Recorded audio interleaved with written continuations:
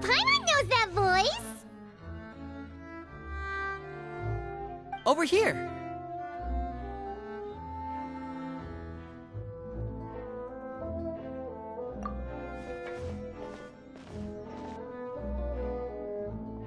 To borrow one of the more popular turns of phrase at the moment, this appears to be quite the fated reunion. Running into you two out of the blue like this has really made my day. I certainly wasn't expecting it. You can say that again. What brings you to Poisson? Wait, Paimon's got it! You must be here for one of your magic shows, right? Actually, we've run into a bit of trouble on the home front, so Father arranged for us to stay in Poisson for the time being. Oh, are Lynette and Fremine here too? Yep, along with most of the other members of the House of the Hearth. You may have noticed Poisson seems a bit more crowded than usual. So you're saying nearly the entire organization has moved to Poisson? Sounds like you've run into way more than just a bit of trouble. What's really going on? Well... Since the two of you are so curious, perhaps I can fill in the gaps. You scared Paimon half to death! Father, you're here. You know... On second thought, maybe we don't need to know? It's all probably super confidential House of the Hearth stuff, right? We totally weren't trying to pry or anything. No need to be nervous. I could sense your genuine concern from your conversation just now.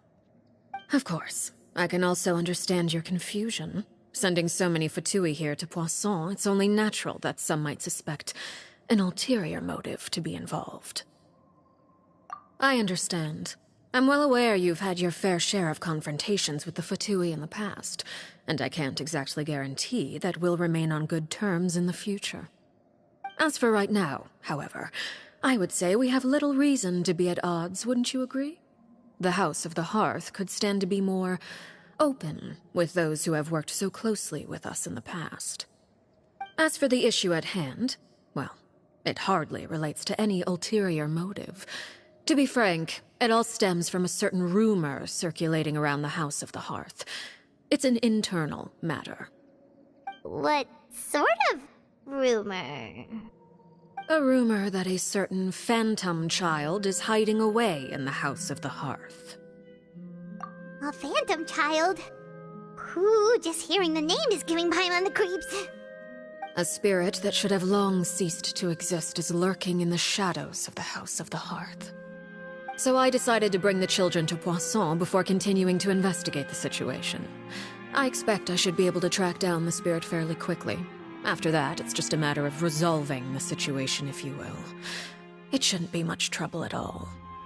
If you're curious, or if you still have some concerns, it might be advisable to stick around for a few days. I'm sure the children would be exceedingly pleased to welcome some visitors.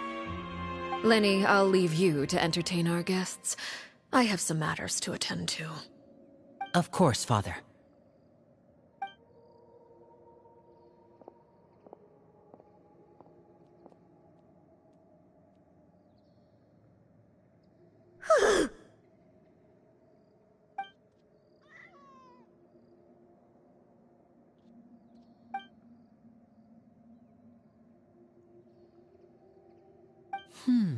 It has long been a dream of mine to invite you to our home and introduce you to my other siblings.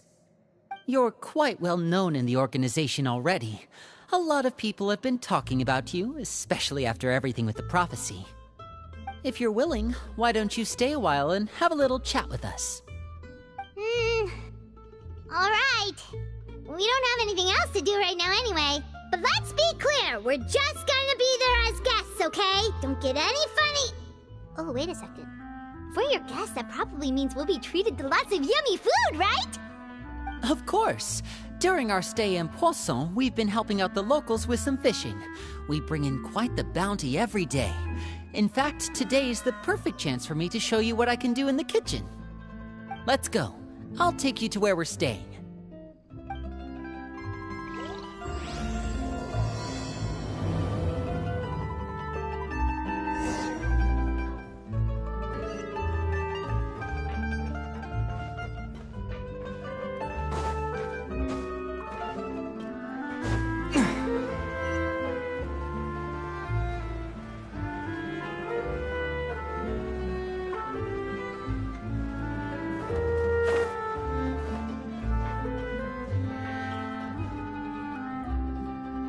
We rented this house from one of the locals to use as a temporary base.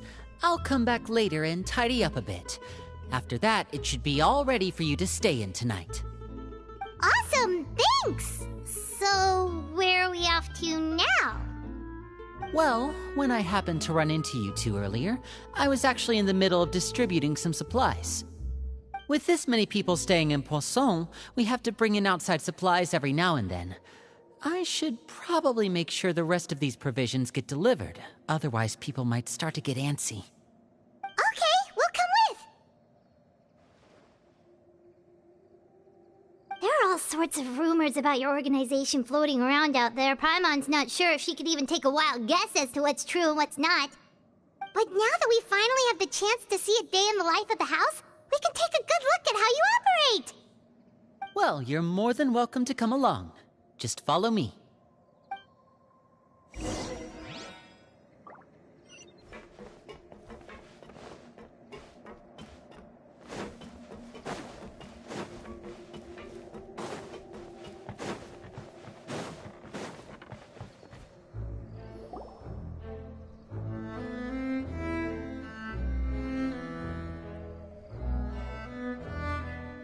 Linny!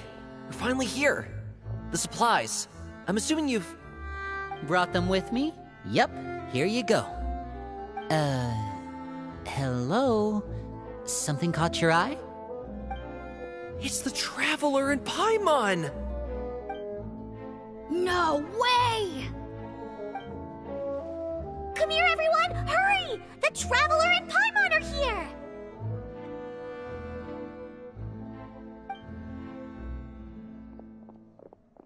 One at a time, please. Don't crowd around them all at once. We don't want to scare off our guests now, do we? Oh, it's all right!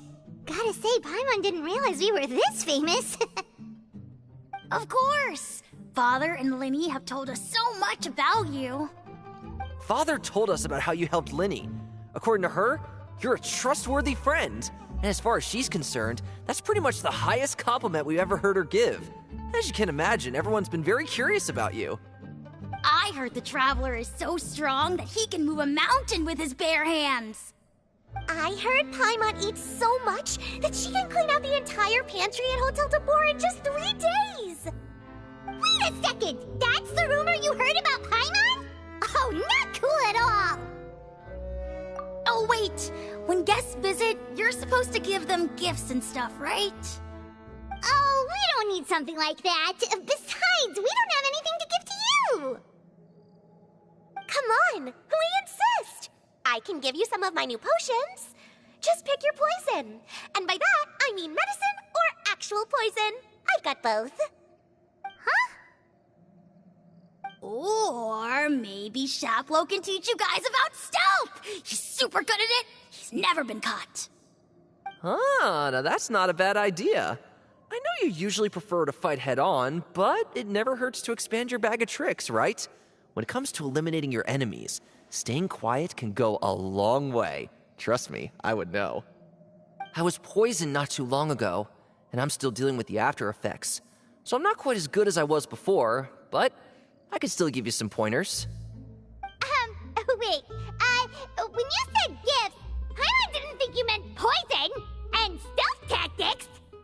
But those are the best things we can give you. You don't like them? Ooh, how about this? Tell me the name of someone who really annoys you, and we'll teach him a lesson for you. All right, Fold, Selwar. I think that's enough suggestions for now. When it comes to being a good host, it's the thought that counts. You don't need a physical gift to make our guests happy. In fact, pestering them with suggestion after suggestion might make them more annoyed than anything. I would say your enthusiasm has certainly gotten across. Really? Awesome! It's been so long since we've had guests to play with. If there's anything you need, just let us know. Yeah, especially if it's poison or something. I've got all sorts of potions for that. Well, we'll talk to you all later. We've still got supplies to distribute. All right, see you later.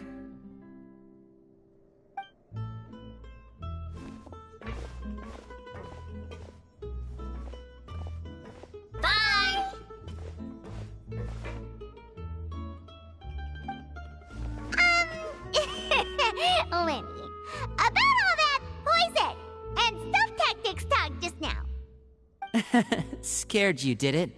That kind of talk comes with being part of the House of the Hearth. When Foltz was really young, he strangled all of his family pets, just out of curiosity. He was labeled a dangerous problem child and was abandoned by his family. Elwar has an unnatural obsession with potions. Father has forbidden her from trying all the different concoctions she comes up with, but she still tries to test them in secret. You really have to keep an eye on that one. Chaplot is around my age. While I'm mainly responsible for collecting intelligence, he handles surveillance. He's very passionate about his work and has no reservations about taking on some very difficult missions. I know you two probably aren't used to that kind of talk, but I can promise you they only had the best of intentions. Things like stealth tactics and developing different poisons, they really mean a lot to them. They were just trying to share the best of what they could offer, that's all.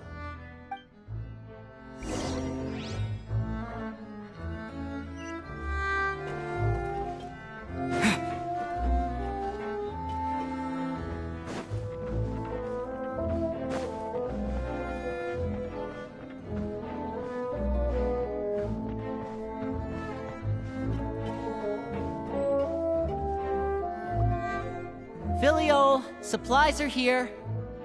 Thanks. And who are these two? Outsiders? Allow me to introduce you. This is the Traveler and Paimon. Oh, you're the famous duo I've been hearing so much about. It's nice to meet you. I heard you've traveled to all sorts of places. Is that true? Of course! We're making our way all across to that! Oh, good for you. You must be pretty familiar with Fontaine by now, then. Have you seen the new opera that started running recently? I think it's called... The 4,000 Thieves? Oh, this is the first we've heard of it. It seems like it's going to be fantastic. From what I've been able to tell from the posters, anyway. You should definitely check it out if you have the time. Oh, and there's The Blind Maiden, too. That one is supposed to have audience interaction. Seems pretty interesting. After this mission is over, I think I'll go get a manicure. Oh, maybe I should dye my hair. Wonder how much it'll cost. Is it just Paimon, or do these two seem much easier to get along with than the others? Looks like the House of the Hearth has some normal members after all. I heard that. Oh! Oops. I'm guessing you're referring to Foltz and the others? Yeah, we're definitely not all like them.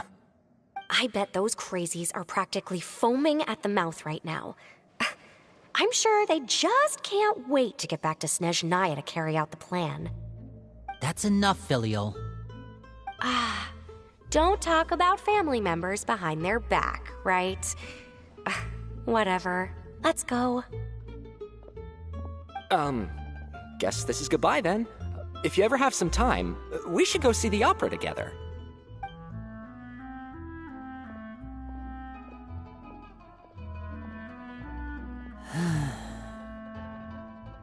Well, that's it for the supplies. We should probably head back as well.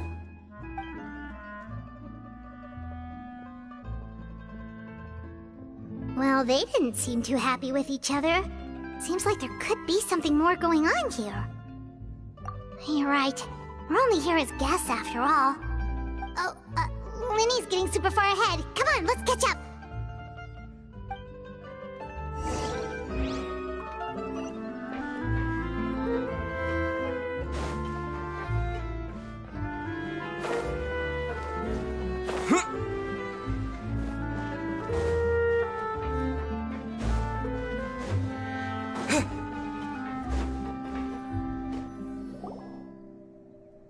So, what do you think of the members you've met so far? Well, Father is always encouraging us to be strong-willed and independent. So if there's one thing we've got, it's people who aren't afraid to speak their mind. Well, I should probably get cooking. Wanna join? Of course! Then let's head out and... Huh? Fremine, what are you doing here? Well, Priminay, nice to see you again! Oh, you too. I heard you're here as guests of House of the Hearth. Welcome.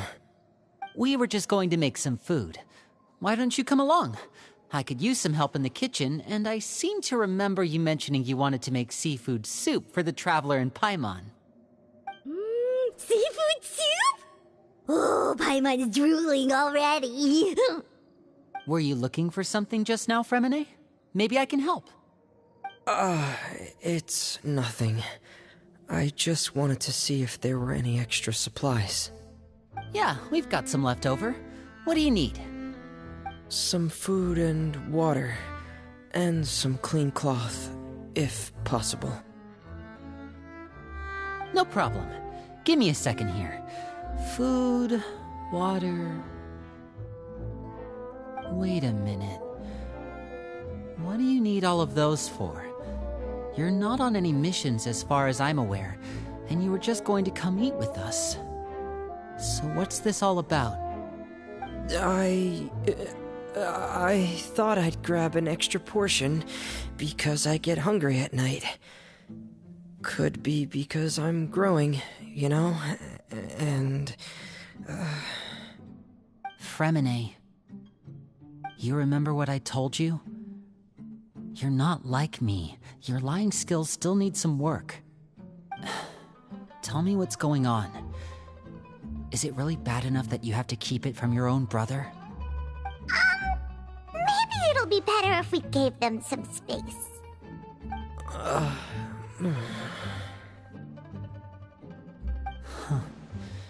This is the first time I've seen that kind of look on your face.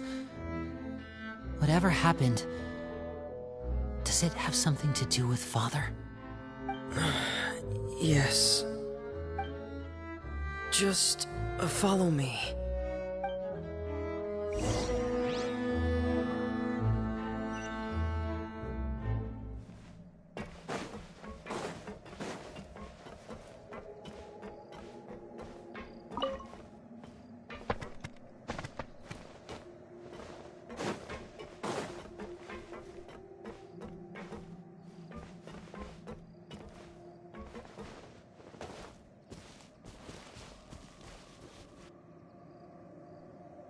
You're back!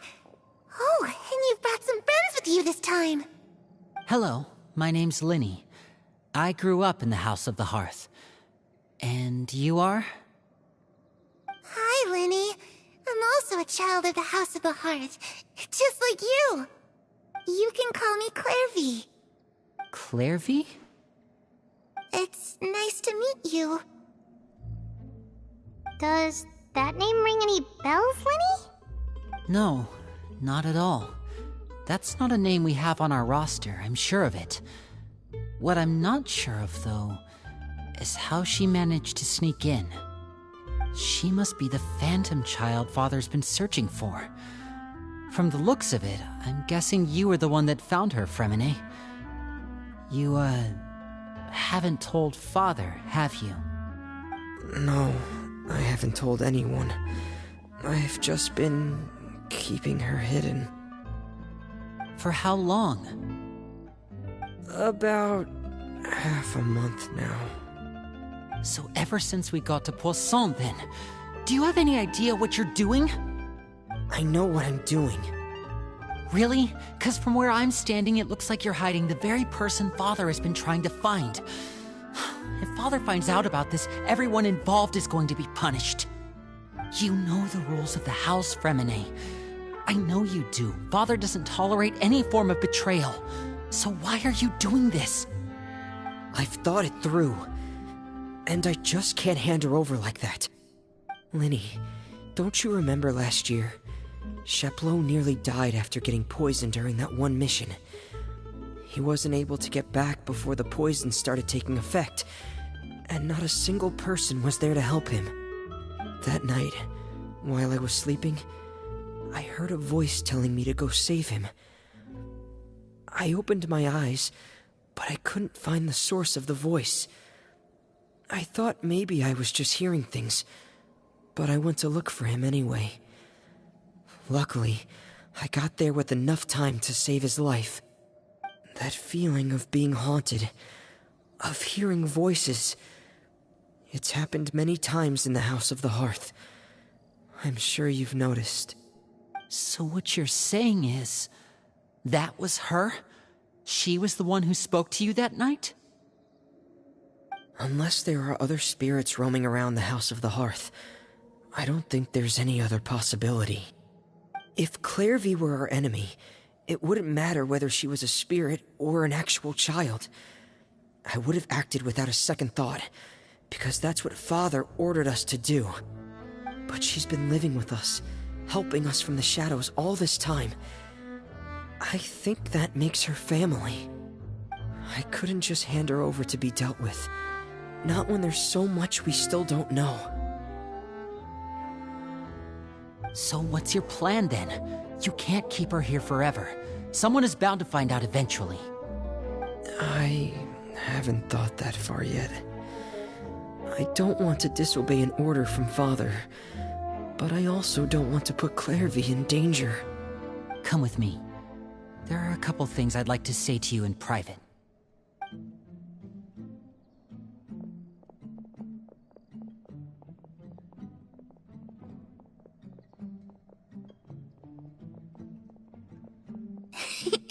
Those two sure care a lot about each other. Well, they got a funny way of showing it. From where Paimon was floating, it sure seemed like they were about to bite each other's heads off. No way! They have a really deep bond! I could tell right away, because I also have a friend like that. I just don't know how long that kind of bond can last. The darkness in the house runs deeper than you can imagine. No one can get out alive. I'm sorry, Linny. I really didn't mean to drag anyone else into this. Oh really? You didn't mean to? 'Cause I for one wish you did. Huh? What do you mean? You know, when we were younger, you didn't call me Linny. You called me brother, just like Lynette. We grew up together, the three of us. We were all orphans, all rescued by Father. Of all the siblings in the House of the Hearth, I think our bond was the closest. Later on, when you started calling me Linny, I wasn't actually surprised. After all, Lynette and I are related by blood.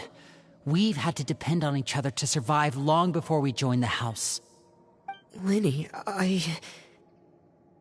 The darkest and most difficult moments of my life happened before you and I had ever met. I'm sure that's true for you as well. Even so, Fremine, we've stood by each other for all these years now, and to me, that means more than blood.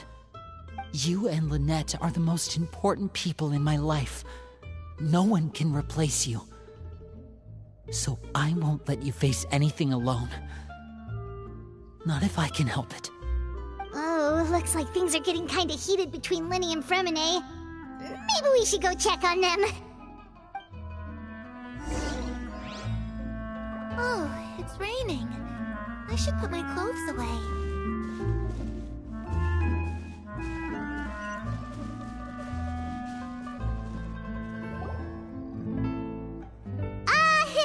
Hey, you two! Hope we aren't interrupting anything. Like a fight, or... Oh, wait a minute, Fremine. You're not crying, are you? Is everything alright? everything's fine. Thanks for asking. Well, we're all friends here, right? We've been through so much together, so if there's anything we can do to help, just say the word. It's just a small family dispute. It's not something our guests should trouble themselves with. In fact, it might be better if your stay ended here. What are you getting at, Traveler? When guests are around, families are often on their best behavior. And any disputes are less likely to escalate. That's what you're trying to say, isn't it? I just Thank you. I was really hoping to keep you out of it. But even if I could think of some other reason to turn you away, I'm not sure I could convince you. I know things could turn dangerous, so I promise you this. From now on, I'll protect you like my life depends on it. Me too.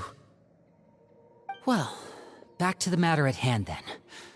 If we don't plan on handing Clairvy over to Father, then our only other option is to solve the mystery of her identity before Father is able to track her down.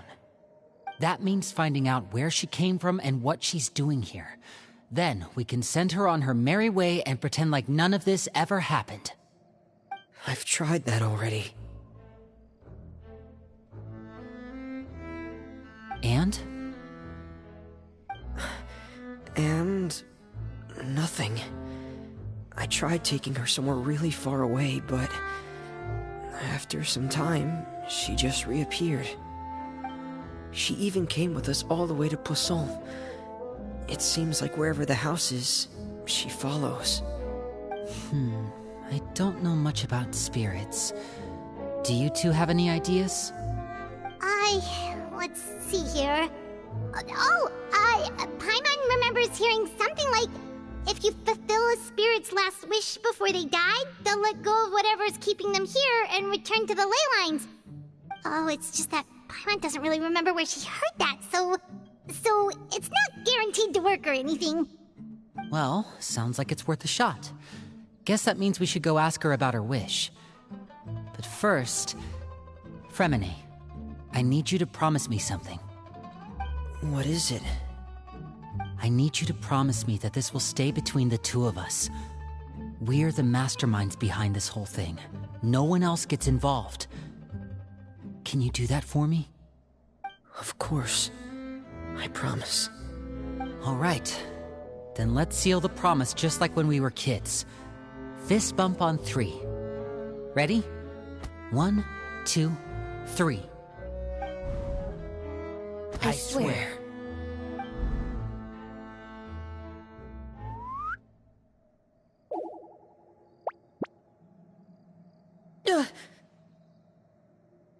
Whoa! Lynette! But what a surprise! What brings you here, dear sister? And, when exactly did you get here?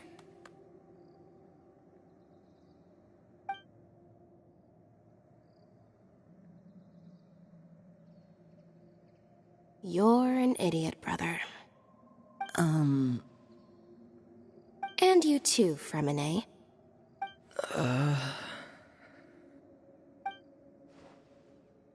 You 3, Traveler. And you 4, Paimon. Wait, what did we do? I've seen Clairvy around the House of the Hearth before. I hadn't seen her in Poisson, so I figured she must not have come with us. But it turns out, you were just hiding her. I heard you talking about your plan. Rather than steering clear of the situation, I'd rather fully join in.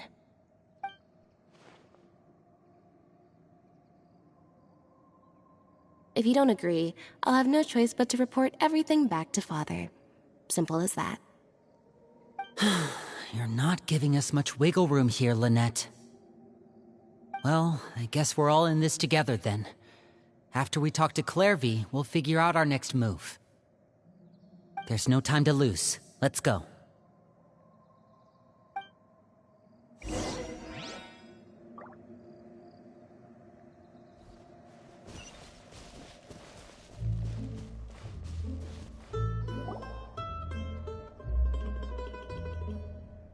I'm full. Thank you for bringing me this food, you guys. She said she's full, but the food doesn't look like it's even been touched. That's right. Based on what I've been able to observe, it doesn't seem like Clairvy can interact with the physical world at all. Still, when she's presented with food, she'll always linger around it for a good little while. Maybe, in her mind, she really is eating those things. Does she know that she has already passed away? I've tried to ask her, but she didn't answer. My guess is that she's just as confused as we are. Or maybe she couldn't understand the question at all. Clairvy, if you've got some time, I'd like to ask you a few questions. Sure. Oh, another new friend. Hi, I'm Clairvy. Hello. Clairvy, how did you join the House of the Hearth? Huh? Isn't it the same for everybody? The knave brings you here and then you can't leave. It's just that your name, it's not on the roster. And I've never seen you before. The roster? Oh, I get it now. I think there might be some things you don't know about this place.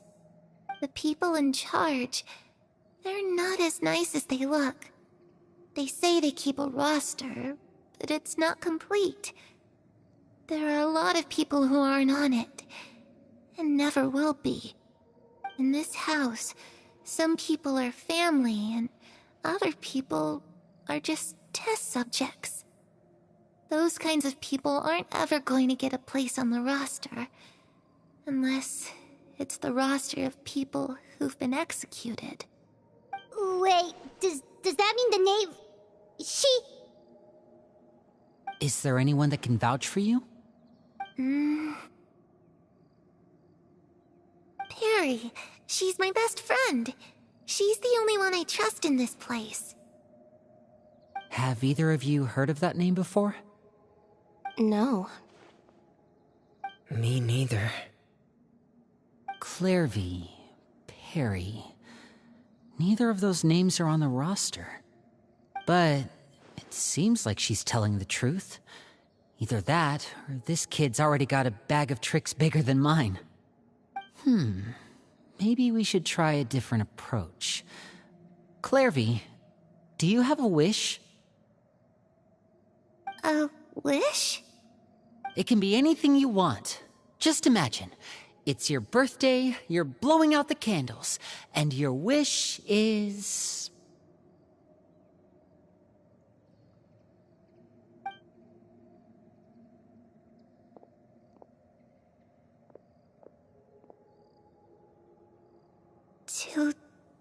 To go outside, where the sun can find me.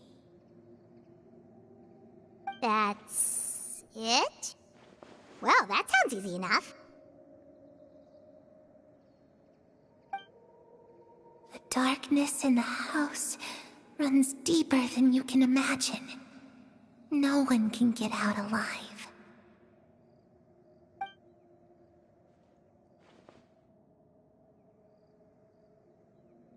Okay, time to divide and conquer. Listen up, I've got a plan. I'll try and find a way to use basic illusory magic to take Clairvy outside and bring her somewhere with sunlight. Lynette, try and find the list of executions that Clairvy was talking about, and see if her name is on it. Fremine, you stay in Poisson. We can't be the only ones who've had run-ins with Clairvy.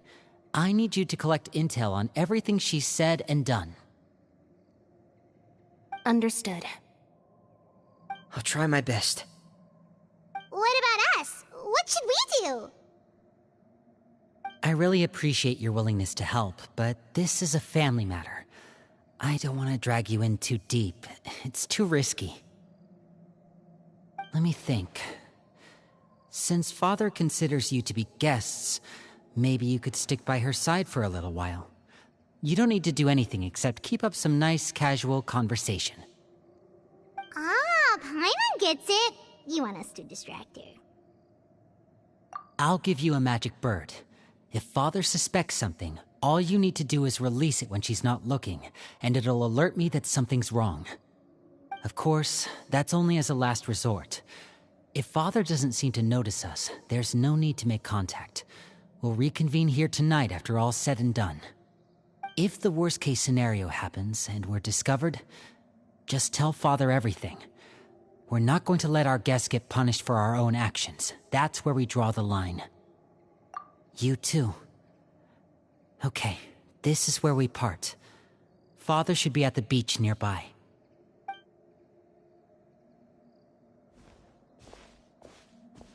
I really hope this goes well. No, it has to go well. That's the only way this can get resolved.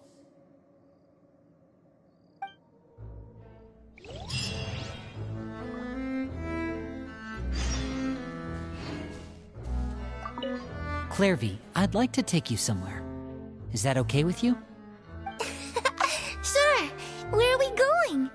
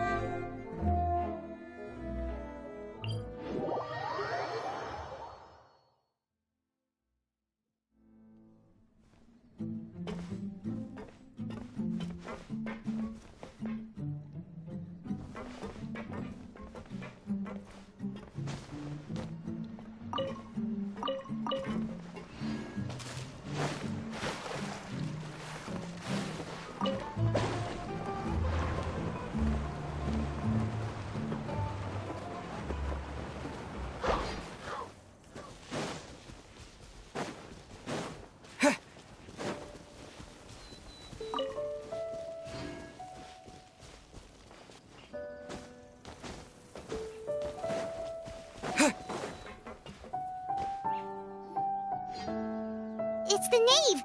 And... child! Hey, aren't you supposed to be in Snezhnaya recuperating? What are you still doing in Fontaine? Oh, it's you two. I didn't expect to run into you here. I was unconscious for quite a while after the fight in the Primordial Sea. After I woke up, I realized I was being taken back to Snezhnaya, and well, I couldn't have that now, could I? Not when I've still got unfinished business here in Fontaine. So, I mustered up all my strength and made the journey back on my own. What sort of unfinished business are we talking here? It has to do with Skirk, my master. I really wanted to meet up with her, but by the time I got back, she had already left. I still have so many questions for her. Without any other leads, all I could do was ask the knave to help me track her down. She must have left behind some traces from her time in Fontaine. Oh, okay, so have you found any clues? Unfortunately, no. While the House of the Hearth is adept at collecting all manner of intelligence, certain existences can still manage to escape our purview. Basically, unless Master feels there's a need to meet with me, she's not going to be found. But that problem has an easy fix. I just need to become stronger, and then... Paimon thinks you should focus on getting better first. The worst of it is over. It's all thanks to that one kid from the House of the Hearth. Elwar, I think her name was. She gave me a bunch of random potions to drink. They didn't go down easy, let me tell you. Pain and chills all over. But they really did help speed up my recovery. And that's good, because it looks like I really do have to head back this time. The old man's been putting the pressure on me. He sent someone to tell me I'm needed for some sort of project. Project Stuja? Yeah, that's the one. I heard Regrader's involved too. I'm not looking forward to having to listen to all his monologuing, that's for sure. Hey, maybe you could think of a way for me to stay in Fontaine for a little longer. Helping Linny and the others brush up on their fighting skills would be far more interesting. If you and I could spar, that would be even better. I've been waiting for a chance to see you go all out. And what a sweet little daydream that is. But I also have a role to play in all this. I'll be leaving Fontaine shortly as well. Besides, considering how little they see fit to step outside the homeland, being called on to return to Snezhnaya by such illustrious dignitaries, what a great honor. Wouldn't you agree?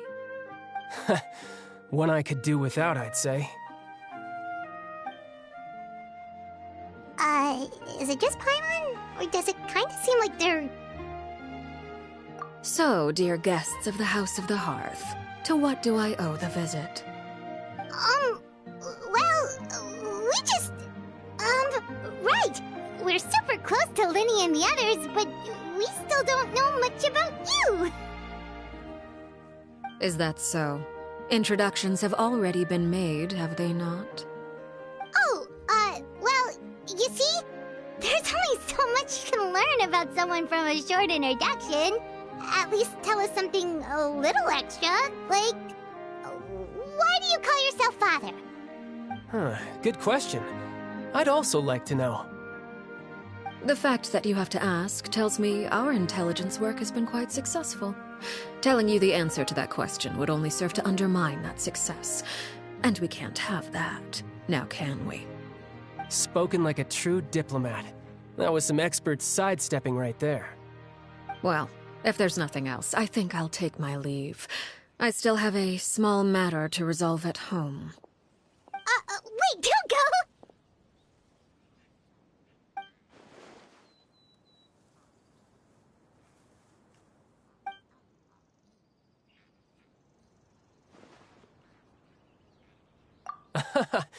I'd also like to hear the answer to this. I've met some of the members of your organization, and they all seemed like really good kids. They actually reminded me of Tonya and Tusser. Which, by the way, if you ever betray them, I'm just letting you know, I won't let you off easy. And why would I betray them? Well, you've already betrayed the House of the Hearth once, haven't you? At least, that's what I heard.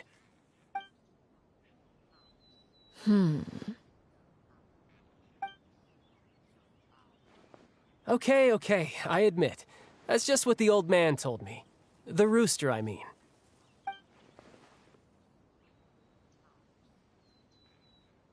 Oh, wait. Did you really do something bad to those kids? Never mind what I've done. I'm more curious as to what the mighty rooster had to say. Care to enlighten me? Ah, well, nothing much. Just some stuff about you taking out many other members of the House of the Hearth, and even going so far to attack your own family. I see. Oh, based on your reaction, I'm guessing it's all a bunch of lies. Hardly. I don't appreciate his particular turns of phrase, but I suppose he didn't say anything untrue. Although, it would be more accurate to say that there is a certain level of prejudice involved, but I don't intend to clear that up just yet. Prejudice has a funny way of concealing the real truth behind certain things, an attribute that I find to be quite advantageous. Call yourself a Fontanian, for example, and people will assume all sorts of things, when the real truth is that this is simply the land where I was raised. Huh? You're not actually from Fontaine? But then why did you try to help out with the prophecy and everything? I was trying to protect the children born in Fontaine. Claiming that I myself was a Fontanian simply made it easier to operate. People would hardly suspect a fellow Fontanian of having any ulterior motives. Who wouldn't want to save their homeland after all? The primordial sea wouldn't have any effect on me, but it would have caused great harm to the House of the Hearth. Well, you wanted extra information, didn't you? There you go. I hope that satisfied your curiosity.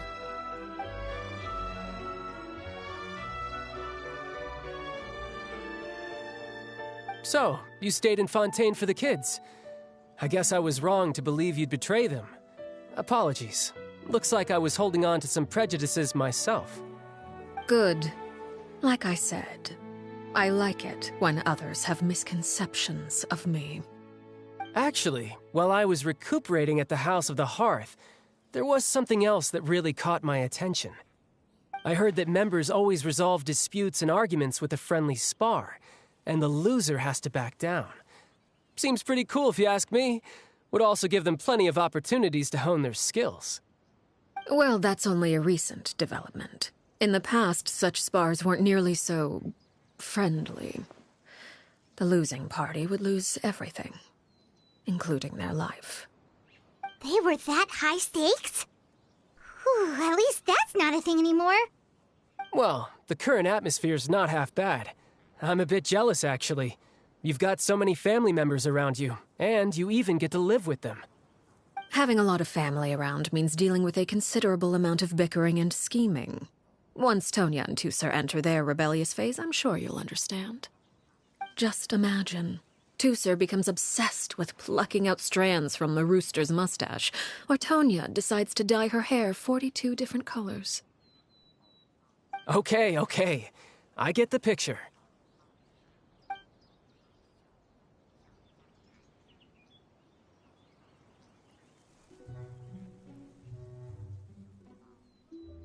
Well, would you look at the time? I should probably get going. Traveler, Paimon, I'm not sure where our paths will cross next, but the next time we run into each other, we should definitely try and find some time to spar. Again, maybe this is a conversation we can have when you look less like you're gonna keel over. All right. Well, thanks for everything, Arlecchino. No thanks necessary. You also played a part in obtaining the Gnosis. I would say we can call ourselves even. I like the sound of that. Well, I'm off. See you all some other time. We should probably get going too. Do you want to head back with us? Oh? You want me to leave so soon? Oh, well, you see, I'm rather enjoying the evening breeze. If you don't mind, I think I'll stick around for a bit. I have some things to think about. Apologies for not attending to you like a proper host. Please forgive this slight. I do hope you'll have a pleasant stay. We managed to keep her distracted until nightfall. Good thing Child was there to keep the conversation going. You don't think she suspected anything, do you? Oh, I wonder if Liddy ran into any issues. Let's hurry back and see how everything went.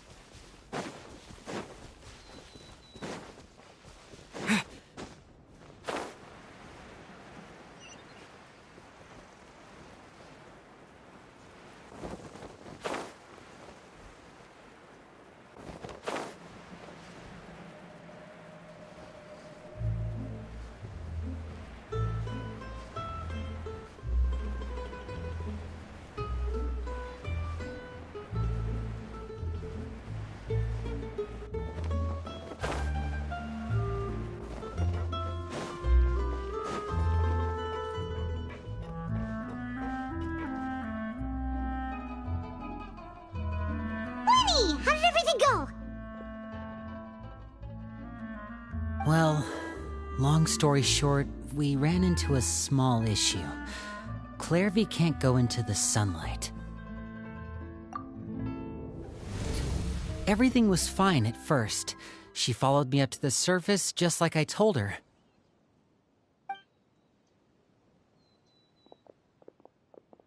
But as I led her out of the shadows and into the sunlight, she vanished. I turned around and there she was, standing at the edge of the shadows, silently watching me. Huh. Maybe she's afraid of sunlight, or... No, it wouldn't be her wish if that were the case. Well, we could always try pushing her into it. Oh, true. I've pretty much tried it all already. Nothing worked. Eventually, the sun went down, so all I could do was bring her back here. How did it go with you, Lynette? Good. I've got the list. It's right here. Really? Well, what are we waiting for? Let's take a look!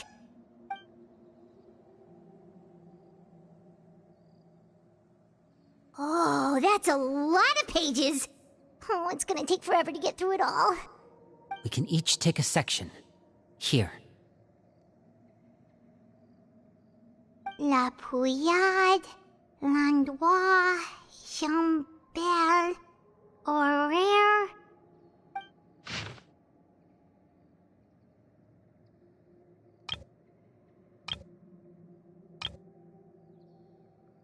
Oh, yikes. That horaire guy has a huge scar on his face. He's kinda giving Paimon the creeps. Ah, I've met him before. The scar is from an injury he received during a mission. I still remember him joking with me about it.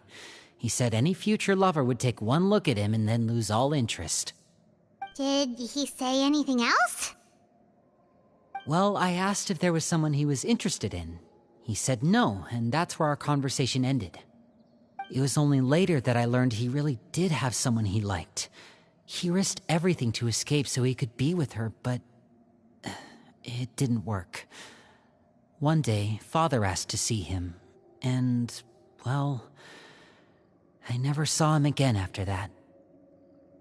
Wait, so that means the knave,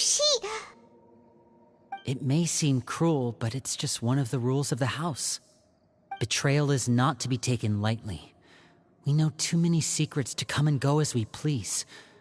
So, if you do try to leave, you pay with your life.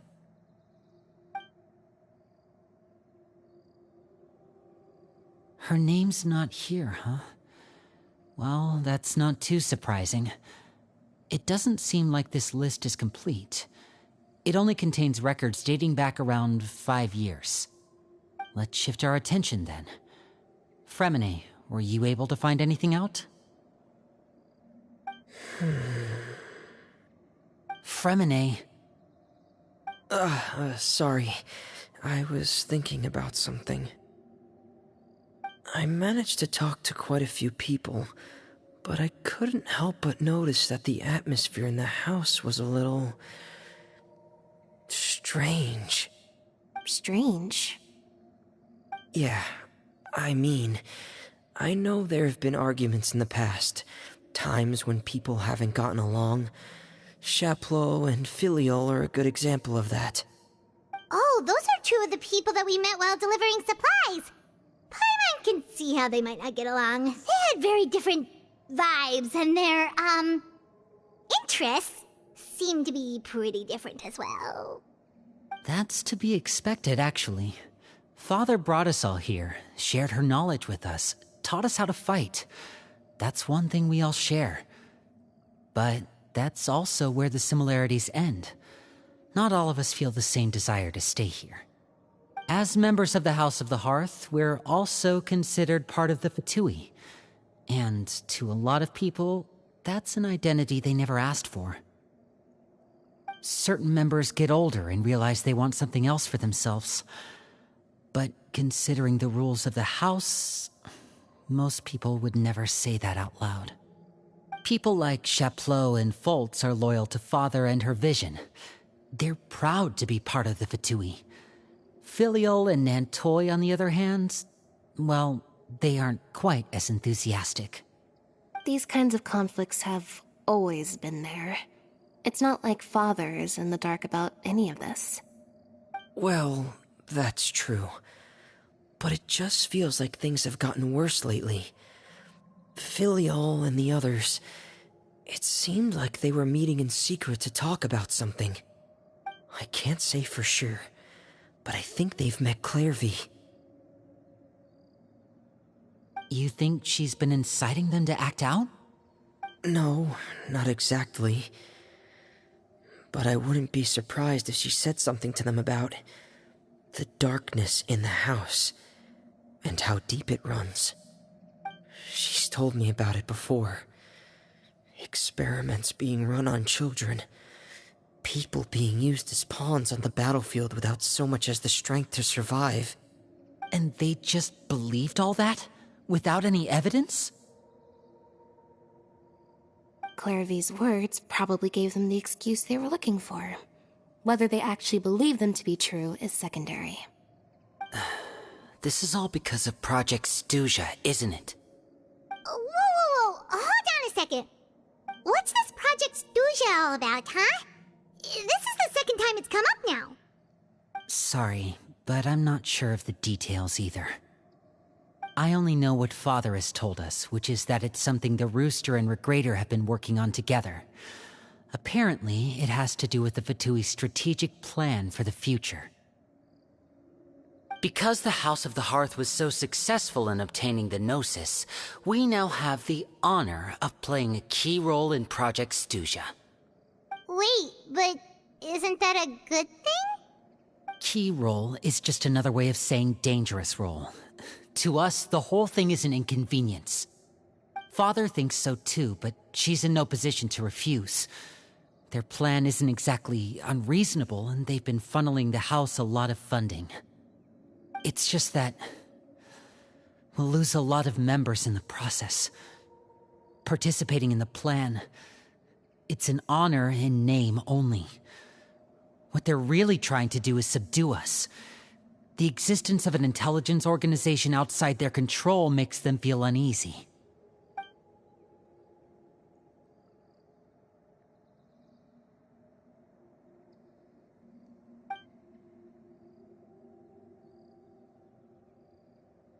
Okay, super complicated top secret Fatui business aside, what does all of this have to do with the conflicts you were talking about earlier?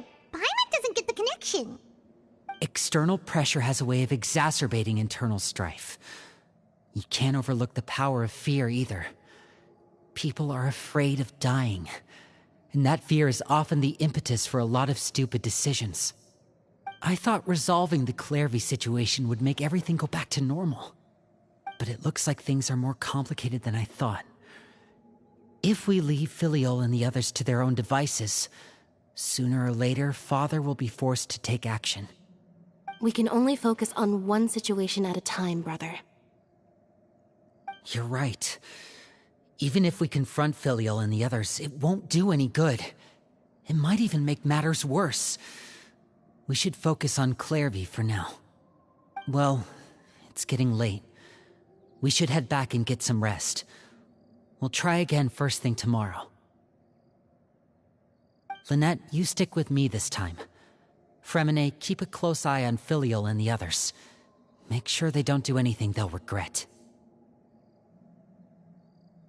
Good work today, everyone. Have a good night, and I'll see you tomorrow.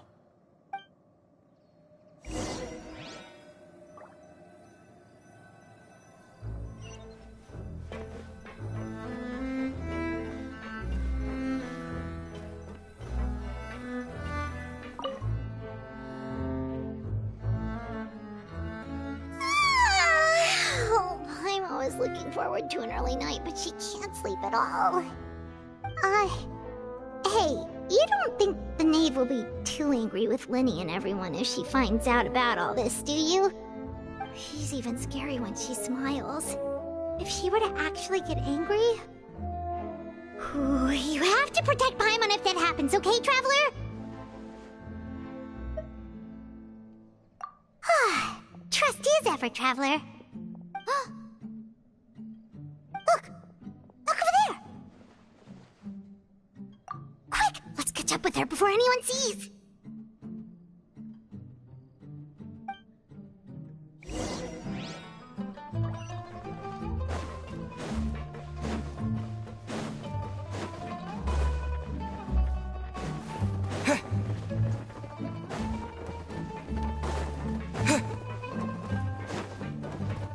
Over there!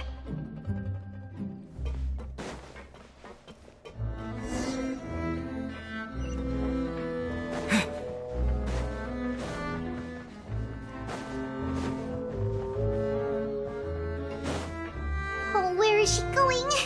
Oh, if someone sees her, we're toast!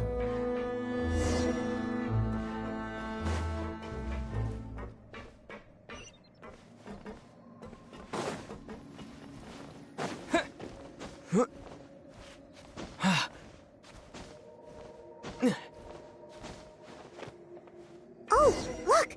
She stopped!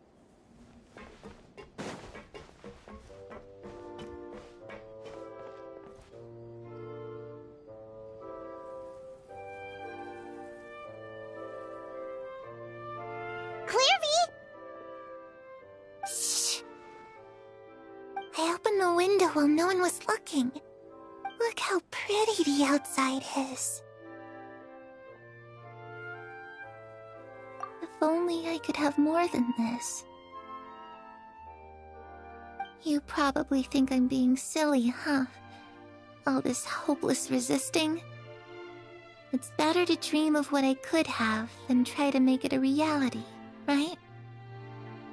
Please, help us get on the same page here, Clary.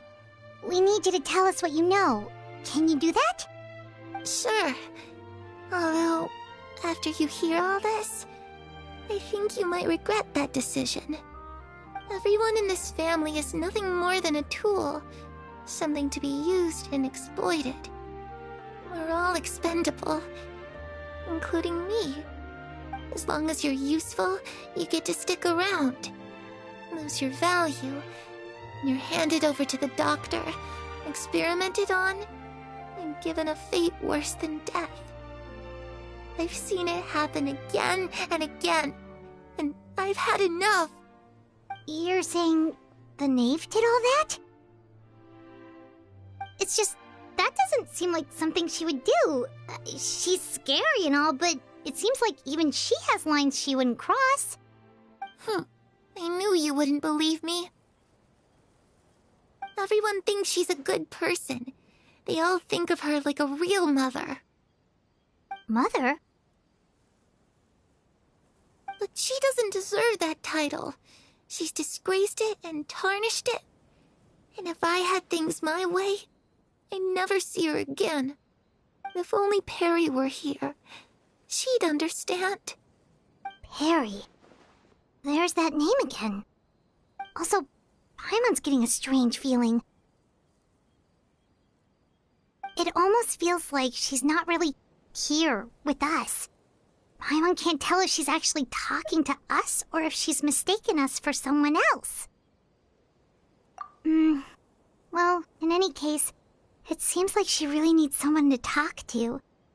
We should keep her company for a little longer. She looks so young. But it seems like she's been through a lot. It's getting windy. I should close the window. Ooh, look at the moon. Isn't it pretty? Hey, wanna hear a secret? I heard that if you look up at the night sky in Snezhnaya, you can see the aurora. It's supposed to be super pretty. Even prettier than the moon tonight. Perry and I promised each other that once we're older, we're gonna go see it together. But I can't find her. I'm worried she's also been... No, that wouldn't happen to her. She's special. Mother likes her a lot. I should really go talk to Mother, but we just fought. She doesn't want to see me, and I'm too scared to face her. What should I do?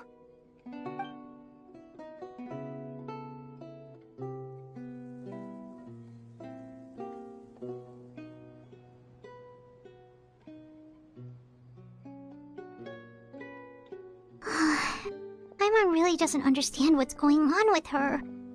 Well, let's head back. We've got an early morning tomorrow.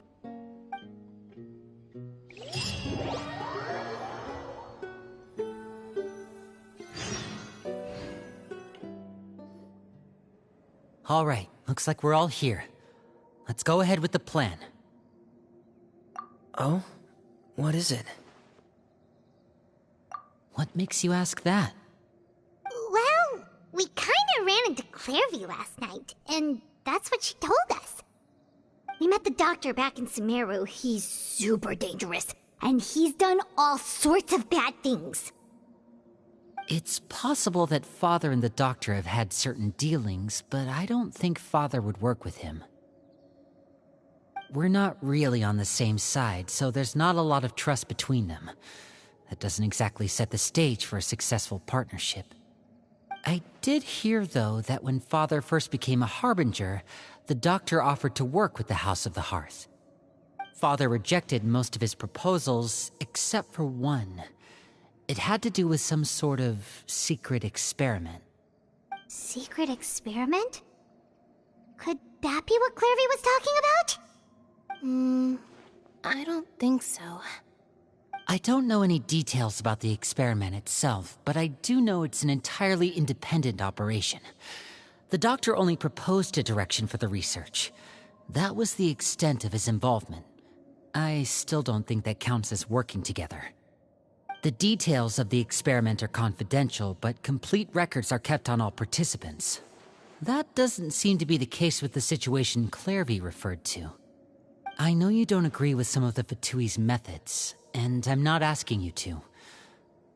But I am asking you to trust us on this. The House of the Hearth has its own principles. There are certain lines we're not willing to cross. Alright, that's good to hear at least.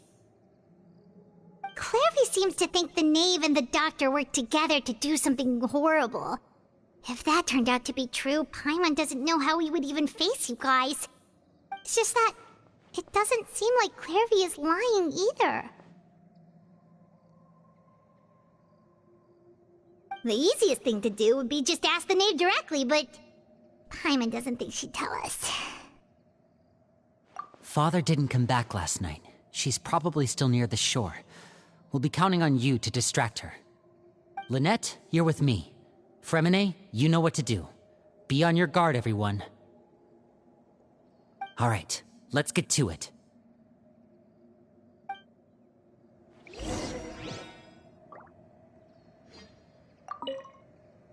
Where are we going today? Let's try somewhere further away this time.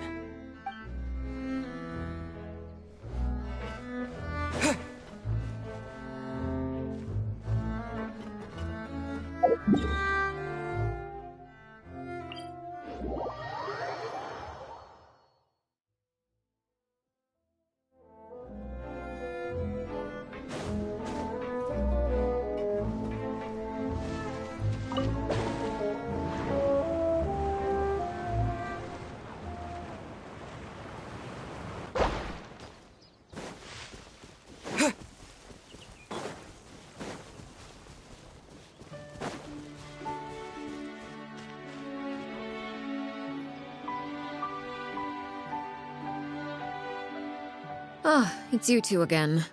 I must say, you look a bit pale. Did you have trouble sleeping last night? A little. Perhaps if you had less on your mind, you'd be able to absolve yourself of such troubles. So what are you planning to do now? Catch up on some sleep? Or should I give you some time to rack your brain for a topic to discuss before I ask any questions? Although I must profess to being curious.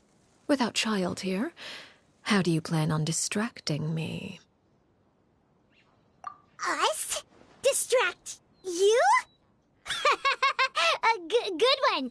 But no, we were just here for a chat. Looks like you could have used some extra time to think. No matter. If you don't have any other plans, why don't you accompany me somewhere? Don't worry. I'll be sure to steer clear of any scheming children. The ocean breeze is sure nice today. Children always think they can hide things from the grown-ups. But nothing gets past me. Least of all a little scheming. I think I'll let them have at it for a little longer. I can be very patient. Well, I'll leave you to think things over. If you're so inclined, meet me outside the Palais Mermonia. Good things come to children who do as they're told. So I do hope you decide to tag along. If only for your friends' sakes. What should we do? She clearly knows about everything we've been doing, and Paimon doesn't think it'd be a stretch to say she was threatening us just now.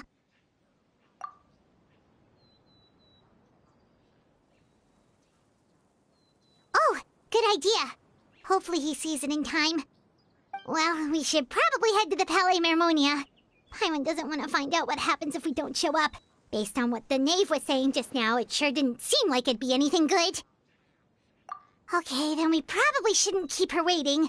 It seems like Lynn and the others are on thin ice, so let's do our best to not get them in any more trouble.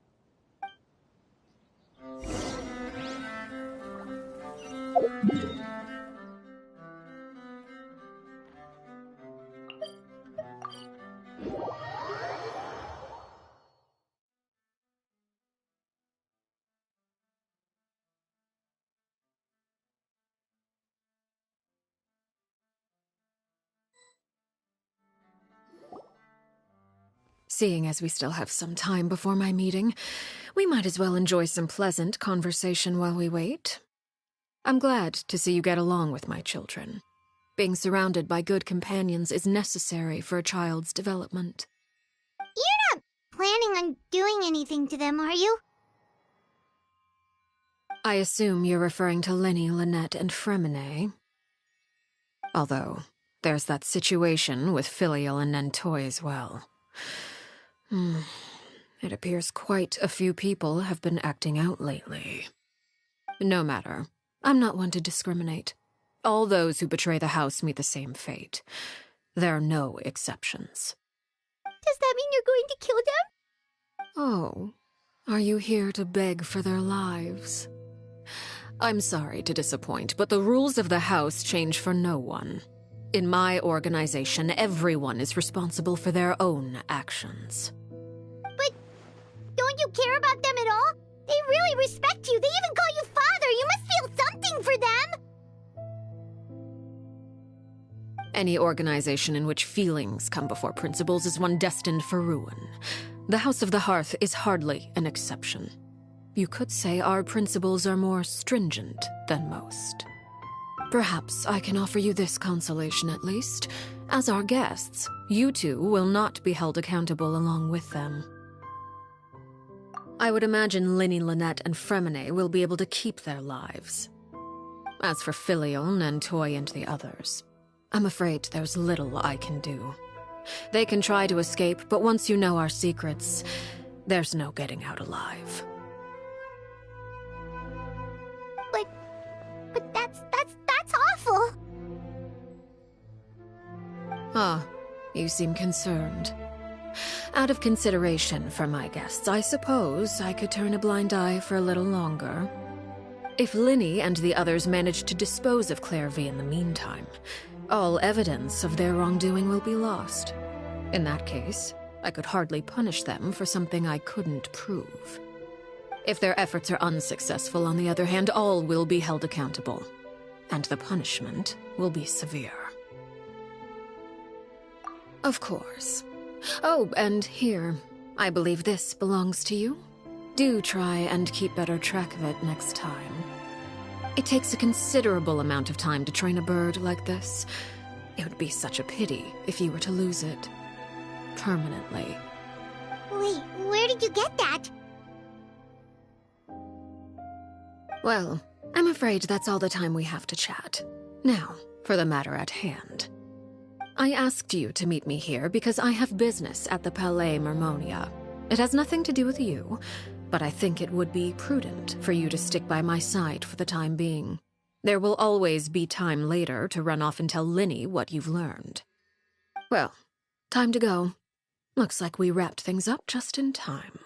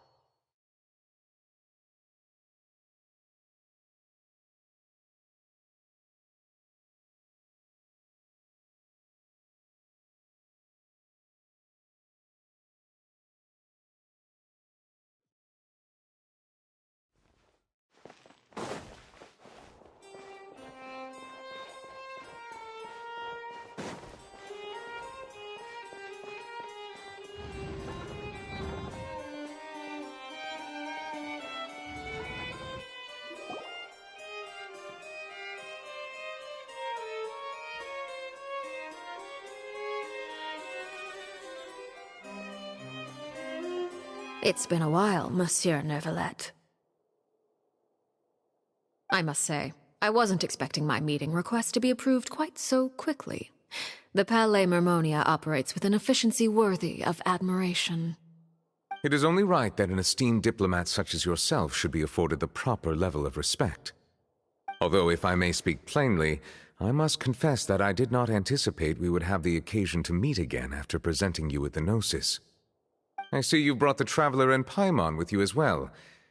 If I may inquire as to the purpose of your visit. I'll be departing Fontaine shortly. There is, however, an outstanding matter that I would like to see resolved before I go. It requires a rather lengthy explanation, I'm afraid. So I took the liberty of explaining everything in this proposal. Please review it at your leisure, Monsieur Neuvillette.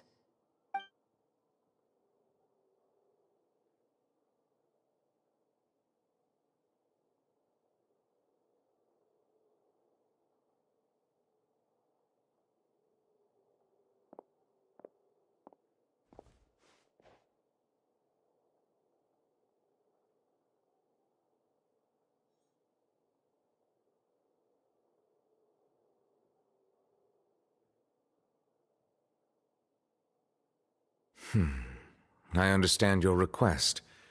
However, at the risk of causing offense, I must admit that I fail to see why you would wish for such a thing. I heard you have a certain fondness for water tasting, Monsieur Neuvillette, so allow me to use water as an analogy. A family is like a large body of water with countless rivers flowing in and out. As someone who watches over this system, I would hope that each river that flows from the source will eventually reach the ocean. Of course, objectively speaking, I know this is impossible.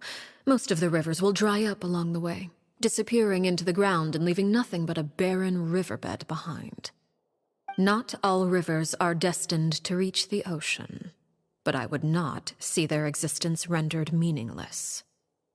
I believe the water that flows within them is simply meant for a different destination, like a field in need of irrigation. Or perhaps the glass of a certain water-tasting enthusiast. Did you get any of that, Traveler? Your words paint an optimistic picture indeed. Allow me to remind you, however, few among us are willing to sip from a glass filled with tainted water. It may have been tainted at one point in time, but not to worry. I'll make sure it's strained of all impurities and returned to its cleanest form.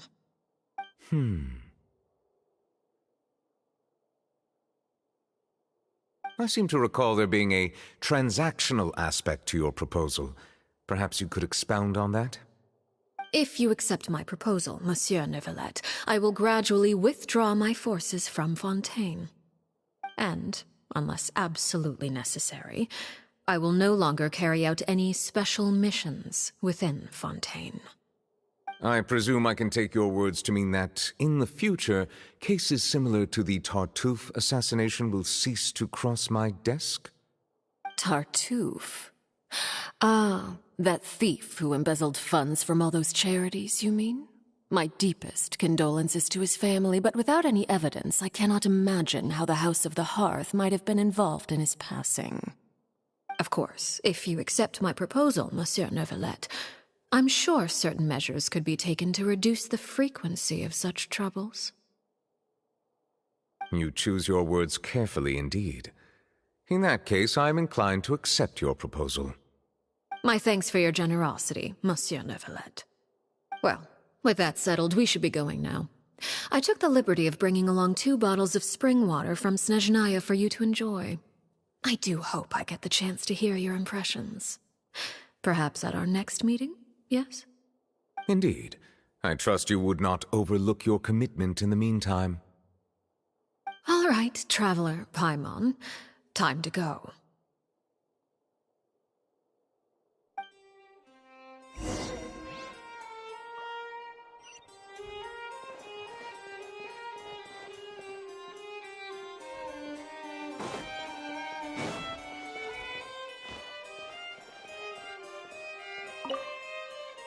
I believe I've told you before that my emotions easily resonate with those of others. Yet in the few meetings I've had with that Harbinger, I haven't been able to sense any aspect of her emotional state. Her mind is like a still body of water. Who knows what darkness lies in its depths, and the lack of ripples on the surface gives nothing away. It's unclear whether this is her natural state of being, or whether it's an incredible strength of will that gives her the ability to master her emotions. Either scenario, however, suggests she is a very dangerous individual. I do not expect an explanation as to why you two are by her side. Whatever your reasoning, I would only advise you to take caution.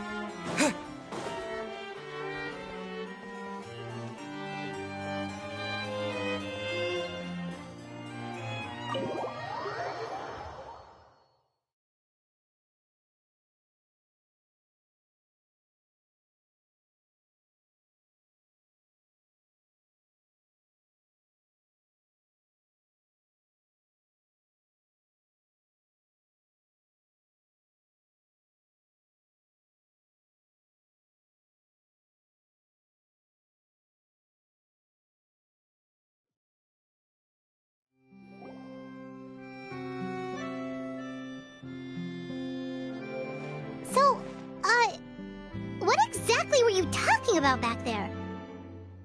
Paimon only heard you mention some rivers, a large body of water, and then some kind of irrigation scheme. You really want to know? I would imagine there might be more pressing concerns at the moment. Lenny, Paimon really hopes everything's going okay.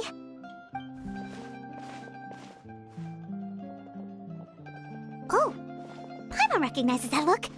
You've got your tiki cap on, don't you, Traveler?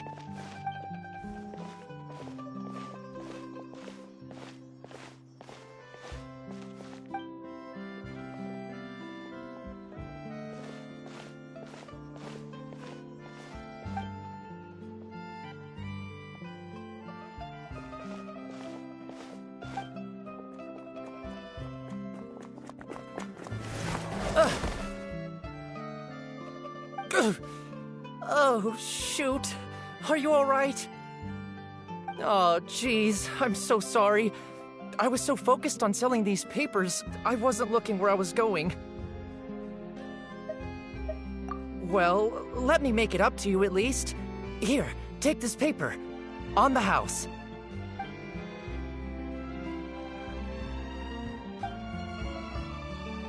Oh, you don't have to give us anything. Please, I want to. It's not like I'm short on supply. All the extras will be useless come tomorrow anyway. It's my fault, really. I was just trying to bring home some extra mora for the family, but I bit off more than I can chew. I haven't had many takers today, so I'm still swimming in papers. What's going on here? Nothing much. I just ran into your friend here on accident. I should probably get going, actually, so... Hold on. Of course, I'm happy to compensate you with mora, it's just... I don't have any on me at the moment. I'll take 3 papers. Here, your payment. Oh! Thank you for your patronage. May the Archons bless you with good fortune. If only I had the chance to run into such generous customers every day. I should probably just take on a smaller inventory though, right? I'm getting married soon, so sometimes it's hard to not get ahead of myself. Anyway, I should head out. Goodbye! Well, now that my affairs are settled, we should take the boat back to Poisson.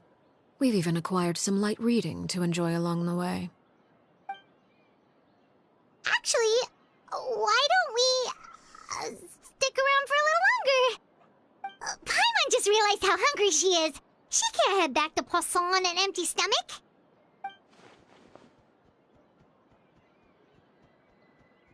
It appears you two are under the impression that delaying our return will somehow alter the situation in your favor. I'm sorry to ruin your fantasy, but your efforts are meaningless.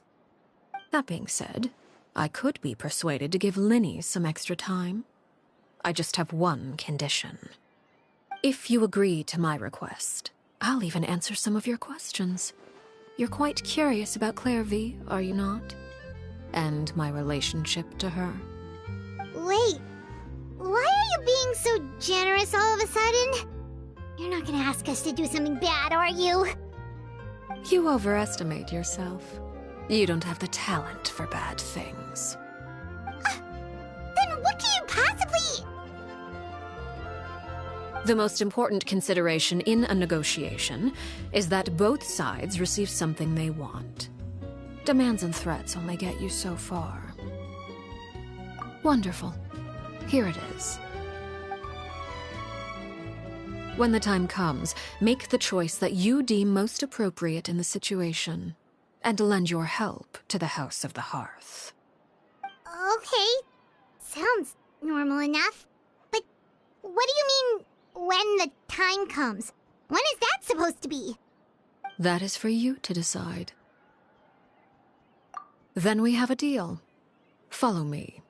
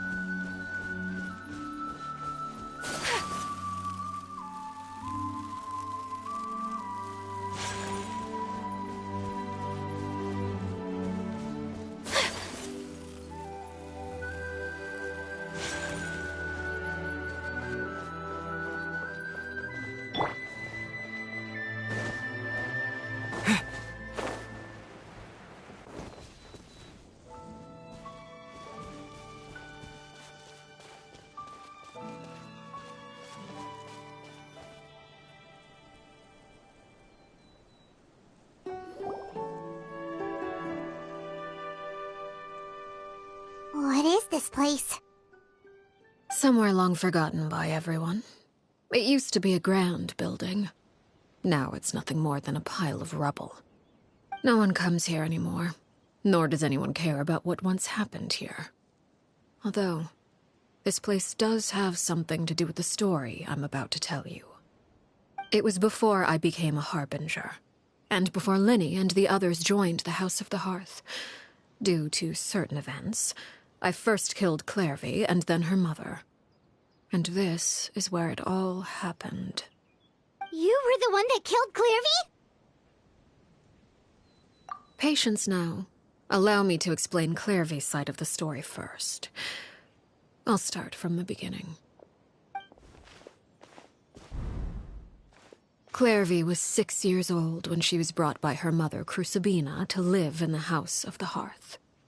From the outside, it seemed like a fairy tale. A thriving family made up of kind adults and friendly children. Crucibina was the knave at that time, and the House of the Hearth was under her control. She was Clairvy's mother by blood, but she was also the mother to all the children in the house. Clairvy was happy here, for a time. But she quickly realized that being part of this family wasn't a fairy tale at all. It was a kind of purgatory. Purgatory? Exactly. The House of the Hearth takes in war orphans from all over Tevat. But as for how to raise them, that depends entirely on the person in charge. Crucibina came up with a novel idea. She would teach the children to fight, force them to duel each other, and then crown as the king of the house the child who proved themselves most worthy of inheriting her title. It's difficult to estimate the number of children who died or were maimed in the process. There's little I can say about the ones who died. The ones that emerged with permanent injuries, on the other hand, well, they still served a purpose. They would be handed over to the doctor to be experimented on, or sent away on dangerous missions. Nothing more than tools to be used and then discarded. So those were the experiments Clairvy was talking about. But what actually happened to her? You said that Clairvy was Crucibina's daughter, so if Clairvy tried to convince her to stop what she was doing, Crucibina probably would have listened, right? Despite being Clairvy's mother, Crucibina cared little for her daughter. She forced Clairvy to join the House of the Hearth only as a means to demonstrate her own impartiality as a mother, to prove that she treated all her children equally. Clairvy did try to convince her mother to change her ways, but it was to no avail. After her efforts failed, the only other option was to rise up and try to fight back. Unfortunately, the other children had already been thoroughly indoctrinated into the illusion of happiness Crucibina had created. Of course, there was one exception. Someone Clairvy's age who knew the truth about the House of the Hearth. Her name was Peruere. Wait, the friend that Clairvy mentioned? Friend, huh? I suppose we can call her that for now. Clairvy was a cheerful and passionate person with a tenacious spirit. Peruere, on the other hand, was rather cold-blooded. Her cold-blooded nature allowed her to see through Crucibina's facade. Yet, it was also this cold-bloodedness that prevented her from acting against it. At least at first. While Clairvy longed for freedom, Peruere was convinced that, amid all the fighting and violence, she would make it until the end. Despite their differences, the two became fast friends, united by their knowledge of the truth. Clairvy told Peruere that she hoped to create a real family, where no one would be killed or sacrificed. There may have been a certain naivete to her ideas, but Clairvy proved her determination many times over. She tried countless times to run away, ask for help, or expose the truth. But her efforts only earned her beating after beating. The only thing that kept her going was her strength of will. Even with her body racked with pain, she would still stand on her tiptoes and open the window at night. She and Peruere would look out at the moon together, a fierce longing for freedom shining in her eyes. But one day that light simply vanished. Oh no. What happened? Her hopelessness resulted from a culmination of things. 10 years had passed. 10 years worth of failure after failure. She and Peruere weren't children anymore, but finding any chance to escape still seemed as hopeless as ever. It was during this time that Peruere suggested a new plan.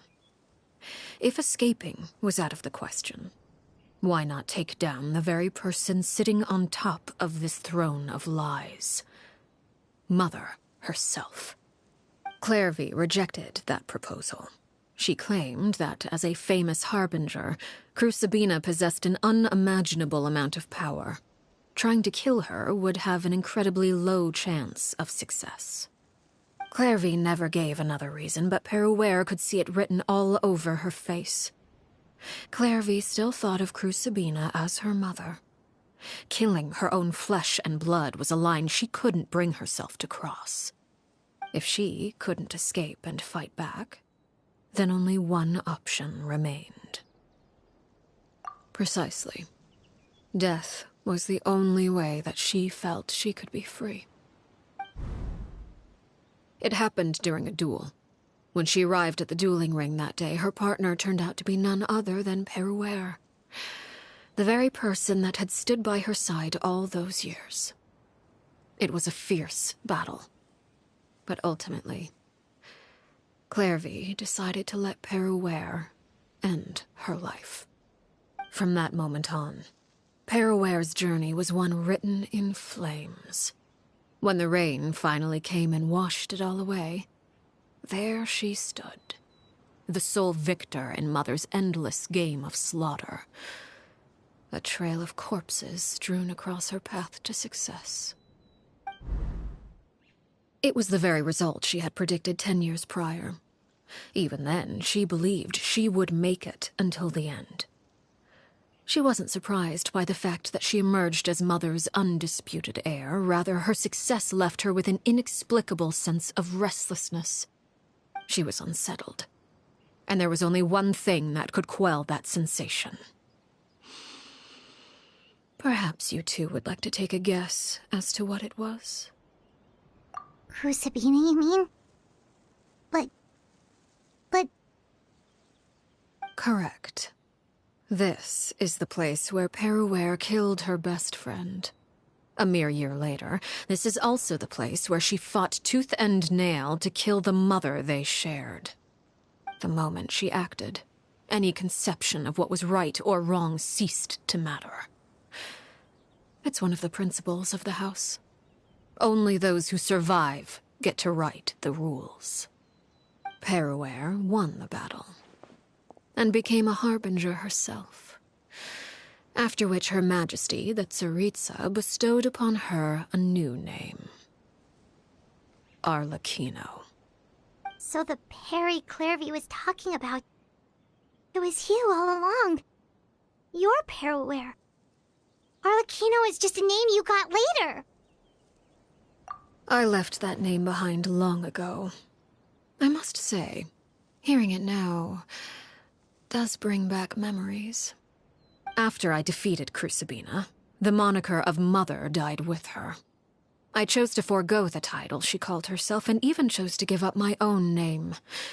I rebuilt the House of the Hearth under a new identity. Not only as Arlecchino, but as father. And that is where the story ends. Any more questions? Yeah. Based on what you just told us, Clairvy wasn't a little kid when she was killed. So the Clairvy we met... Was she really a spirit at all? I suppose you could call her an illusion born of flame. Her existence is like ashes to a fire. Something left over in the wake of blaze and ruin. You see, a certain power runs through my veins. It's not unlike a curse. My flames leave behind shadows of anything they consume. Of course, the chances of those shadows morphing into a sentient entity are exceedingly slim. Clairvy is a very special case. Clairvy died when she was 16 years old, but what emerged from the flames was her 6-year-old self. Her appearance wasn't the only thing affected. Most of her memories were lost to the blaze as well. Memory is a mysterious thing indeed. Losing a portion of your memories will alter your sense of self. Lose 10 years' worth, however, and it would be like living in the past. Like returning to a version of yourself that never grew up. No wonder Paimon got such a weird feeling when we were talking to her. Perhaps I should put it this way. Clairvy is someone trapped in time. It may seem like she exists with us in the present, but she truly lives in the confines of her own past. So if all of that is true, then you must have known about Clairvy for a long time. Indeed. She's a rather volatile and unstable entity. Sometimes she would look after the children. She's even saved some of their lives. But other times, she would hide from me and become obsessed with revealing the truth about the house to anyone who will listen. Shadows don't have the capacity to learn or grow. Any new information they encounter is quickly forgotten over time. Your attempts to expose Clairvy to sunlight, they failed, yes? The reason is actually quite simple. In Clairvy's mind, the house is impossible to escape, and it is this very perception that traps her there. But no matter.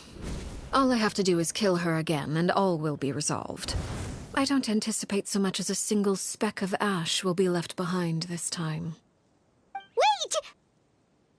Paimon can understand why you might want her gone, but isn't there another way? So what if she's trapped in her 6-year-old self? She's still your friend! At least talk to her first! It's too late for that. She broke the rules, and now she must be punished. That goes for Filial and Nantoy as well. She's had quite the effect on them. I hope you understand the difference between Crucibina and myself lies in our formulation of the rules, not our policy for enforcing them. Upholding the rules without question is a trait we both share, because that is how a household should be run. Is this really what you want to do? Whatever could you mean? Don't you want to say a proper goodbye at least?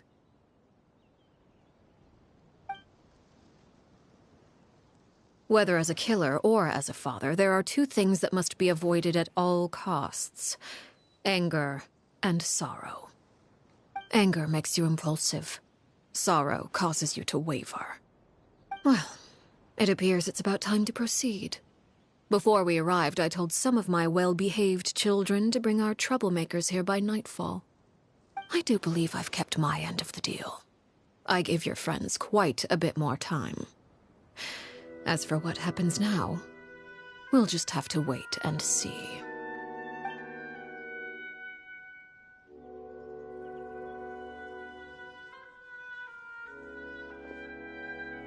Here they are, Father.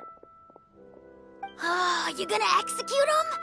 Seeing something like that would actually be a first for me. Lenny! I'm sorry. I heard about how you helped buy us more time. But I still failed. I couldn't find a way to fulfill her wish. Huh? Are you... Perry? Indeed, it's been a while, Clairvy. Perry! Shh, stay right there. I'm sorry to postpone our reunion, but first I believe certain scores need settling.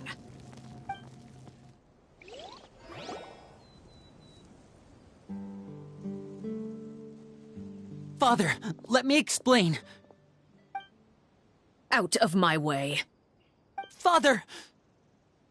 You chose to conceal a threat to the house, and for that, you must be punished.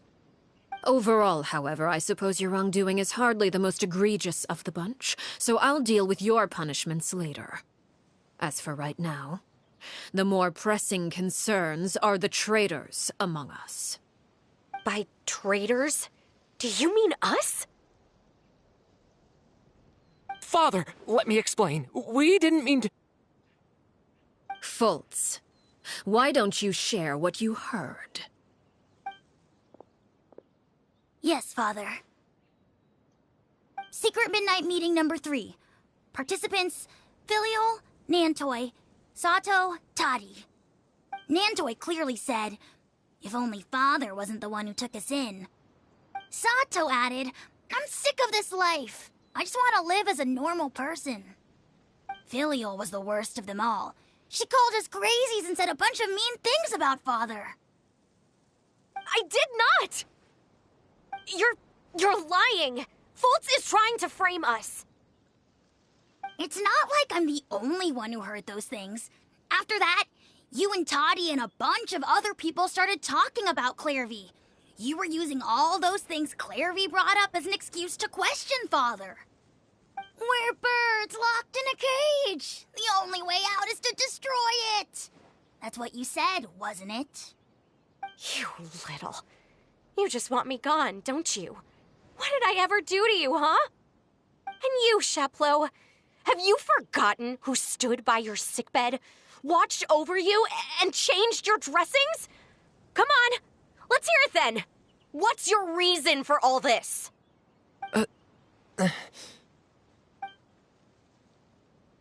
You're wrong, Filial. We don't want you to die. You're our family. Liar. You wouldn't be doing this if that were the case. So why? Why have you backed us into a corner? We all live in the House of the Hearth. You know the type of work we do, Filial. A single betrayal can cost dozens of us our lives. It's not like it's never happened before. That kind of thing is hard to forget. That's why the House of the Hearth cannot tolerate any form of betrayal. Ever since we came to Poisson, you've had 7 secret meetings. A lot of the things you talked about really crossed the line. You've been spying on us for half a month? Wait a second. Now that I think about it, the move to Poisson was just a way to make it easier to spy on us, wasn't it? Because we were all in one place. You've had this planned all along. Filial, Nantoi, I'm sorry. I owe you both my life. I owe Clairvy too. If it weren't for all your help after I got poisoned, I wouldn't be standing here today. If this were any other situation, I would do anything to repay that kindness, even if it cost me my life. But rules are rules. I'm sorry. My hands are tied. Why? Why? That's enough, Filial. We made a mistake, and we should own up to it. We broke the rules, plain and simple. And now we have to face the consequences. I'm sorry, Sheplo. Fultz. I'm sorry, Father. We accept our punishment. Sheplo, according to the rules of the House of the Hearth, how should these traitors be punished? All those who betray the house pay with their lives. And so it shall be.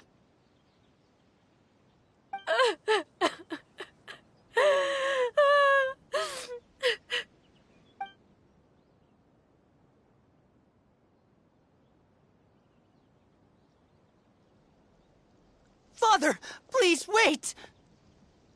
Something you want to say, Linny? Please reconsider, Father. What Filial and the others did, does it really count as betrayal? We all come from broken families. From the very first day we joined the House of the Hearth, we wanted nothing more than to make it a real home.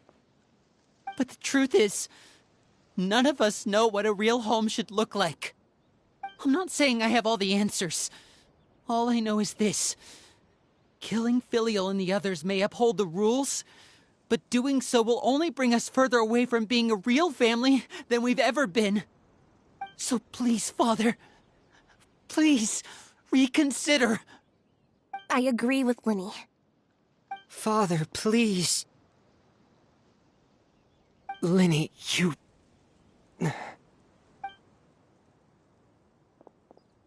I also agree with Linny.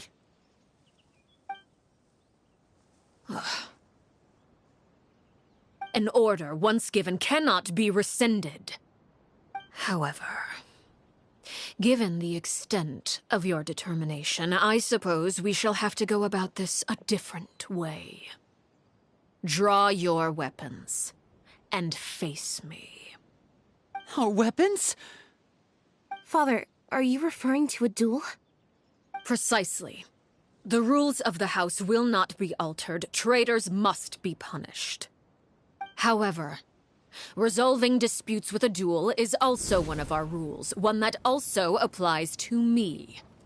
Demonstrate a sufficient showing of strength, and I shall offer a concession. Wait. Beat Father in a duel? Impossible. Father is way too strong, even for Linny.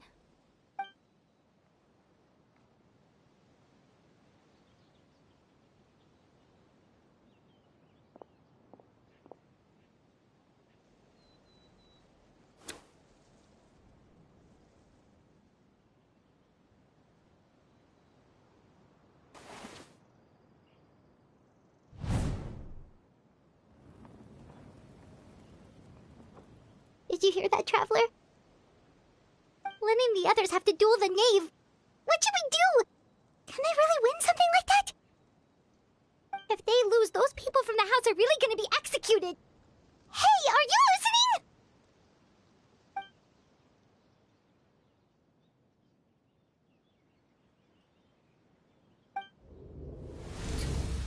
Don't you want to say a proper goodbye at least? Anger makes you impulsive. Sorrow causes you to waver.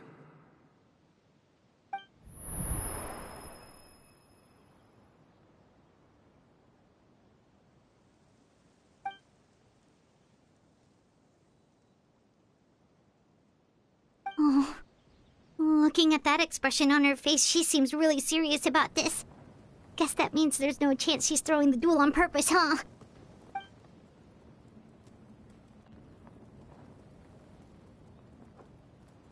When guests are around, families are often on their best behavior. And any disputes are less likely to escalate. When the time comes, make the choice that you deem most appropriate in the situation, and lend your help to the House of the Hearth. What's wrong, Traveler? Hey, where are you going? Traveler?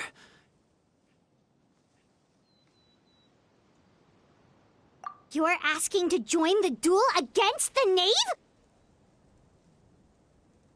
I'll allow it. We do have a ready-made dueling ring at our disposal, after all. All I would advise is this. Keep a firm grasp on your weapon, and give it your all. Any less, and you may just lose your life.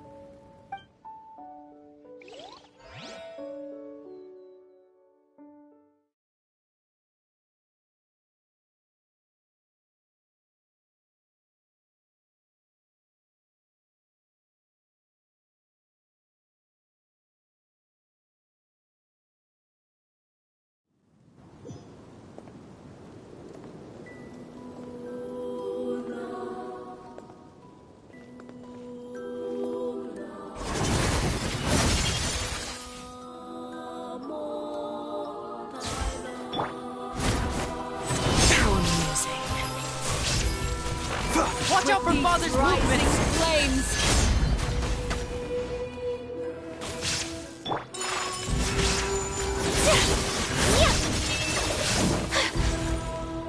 Propagate! Is it my turn now? is no escape!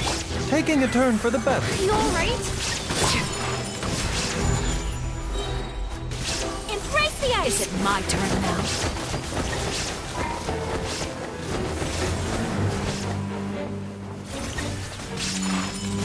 With these rising flames! Try to pace yourself.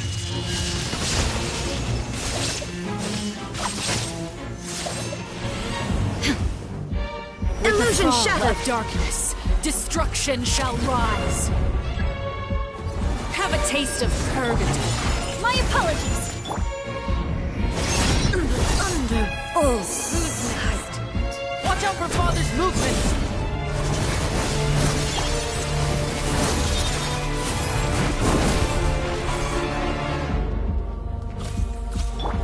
Scatter!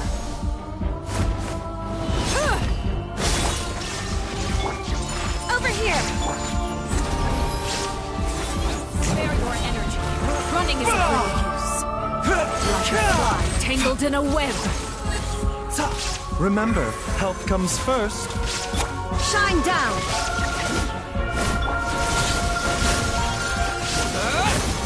Spring! Try to pace yourself. It's my turn now. Propagate! Closer now. Not bad. You've proven to be a worthy opponent after all. Now our chance!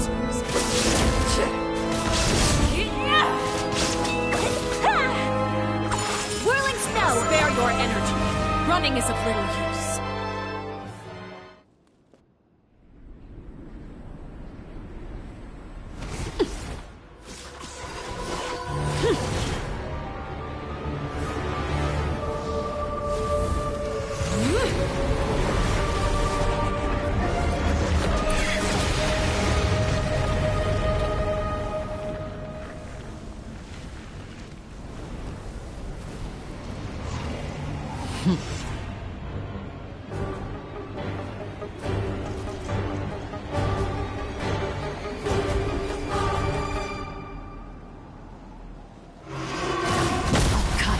Illusion shattered! My blade is all that remains. shines eternal!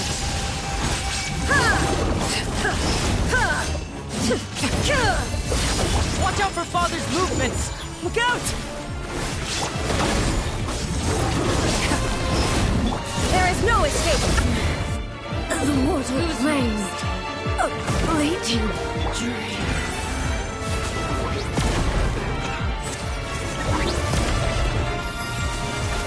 Now's our chance! Over here! Let's see how strong this truly is. A bitter pill to swallow. My apologies!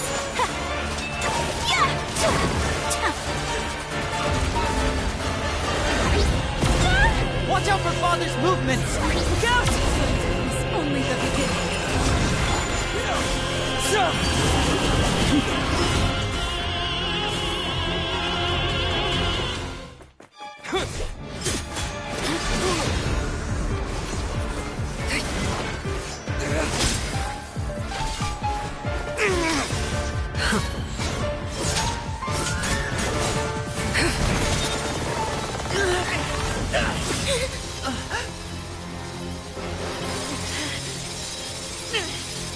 You should know better than to crowd in one place.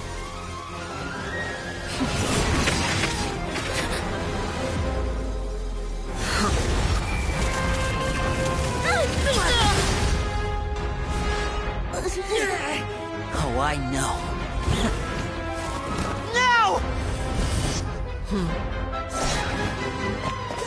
I'm sorry, Father!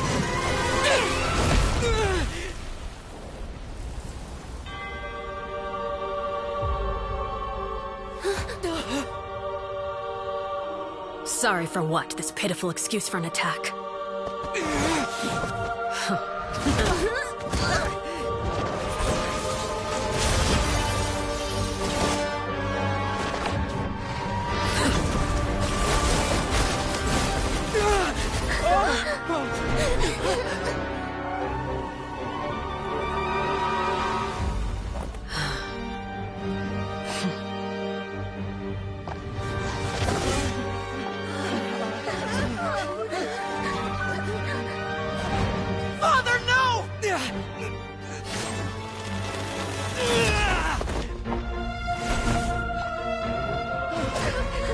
Made it out, did you? You're stronger than I expected.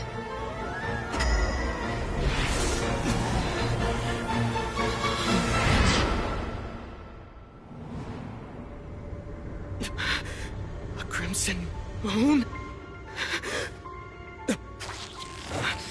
I can't move.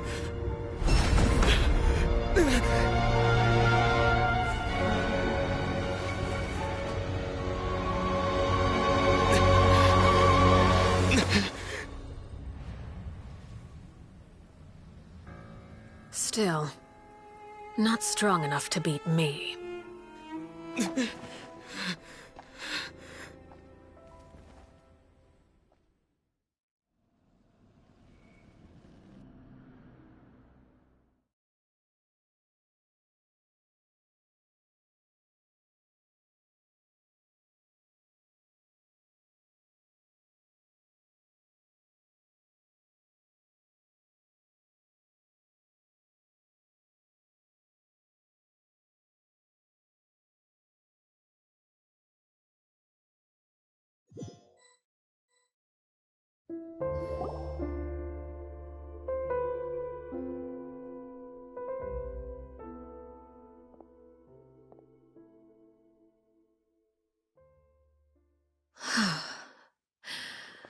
I believe we can end things here. It's not often that we get to enjoy the company of guests, after all. We wouldn't want things to get too out of hand. Brother, are you all right? Lenny. Given that I am the victor of this duel, as agreed, the punishment stands. No! I never thought things would end like this. However, everyone involved in the duel demonstrated a remarkable level of strength and determination. In light of this, I'm prepared to change the method of execution. Elwar, the bottled flames I gave you for safekeeping. Do you still have them? Yes? I wasn't sure what they were for, but I've kept them super safe. I didn't lose a single one. Wonderful. Then, in just a moment, I'll have you administer them. Bottled flames? Indeed. They're the product of a secret experiment. Under certain special circumstances, flames can be extracted from my person and preserved. Once ingested, searing pain will spread across every inch of your body. No harm will come to you physically, but your memories will be burned away. If you can withstand the pain, when you awake, you'll have forgotten everything you know about the House of the Hearth, and will be expelled from the organization. In other words, administering this concoction will kill the version of you that grew up in the house, and give you a new identity.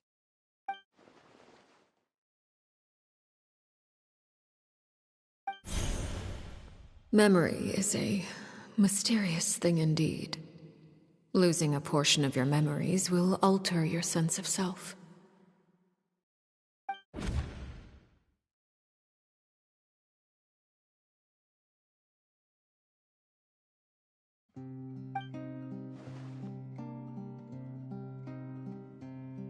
So, you're just letting us go, Father? You misunderstand. Memories are extremely important. Once consumed by flame, the version of you standing before me will die, and our secrets will die with you. So no, I don't intend to just let you go, because the person who survives will be nothing but a stranger. Even so, I won't have to live in fear anymore. I'm sorry, Father. I'm sorry I let you down, but I really... Don't cry, Filial. You haven't left the house yet, so there are still rules to be followed, yes? Remember what I taught you. Anger makes you impulsive, sorrow causes you to waver. Don't let yourself be controlled by your emotions. Of course. I'll remember. Dry your tears, and go pursue the life you really want. Yes, Father. Chaplot, Fultz, Elwar, take them back to Poisson. And bring Lenny and the others as well. I prepared 3 extra vials of bottled flames. As for whether to take them, the choice is yours. Goodbye, children. The next time we meet, I will no longer be your father. Thank you for all you've done for the house. I hope you have bright futures ahead of you.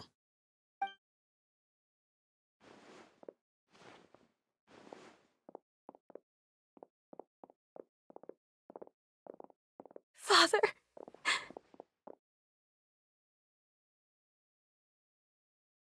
Let's go.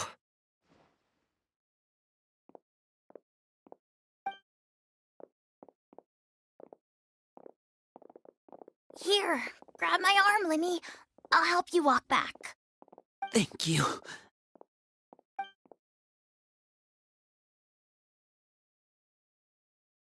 Clairvy.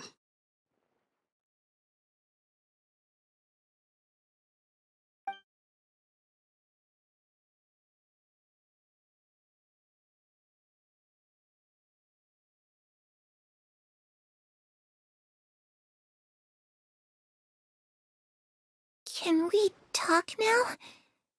I've been waiting for a super long time. You really are Perry, aren't you? I haven't seen you in so long. How come you're all grown up? Wait, did I somehow travel to the future on accident? Or am I dreaming?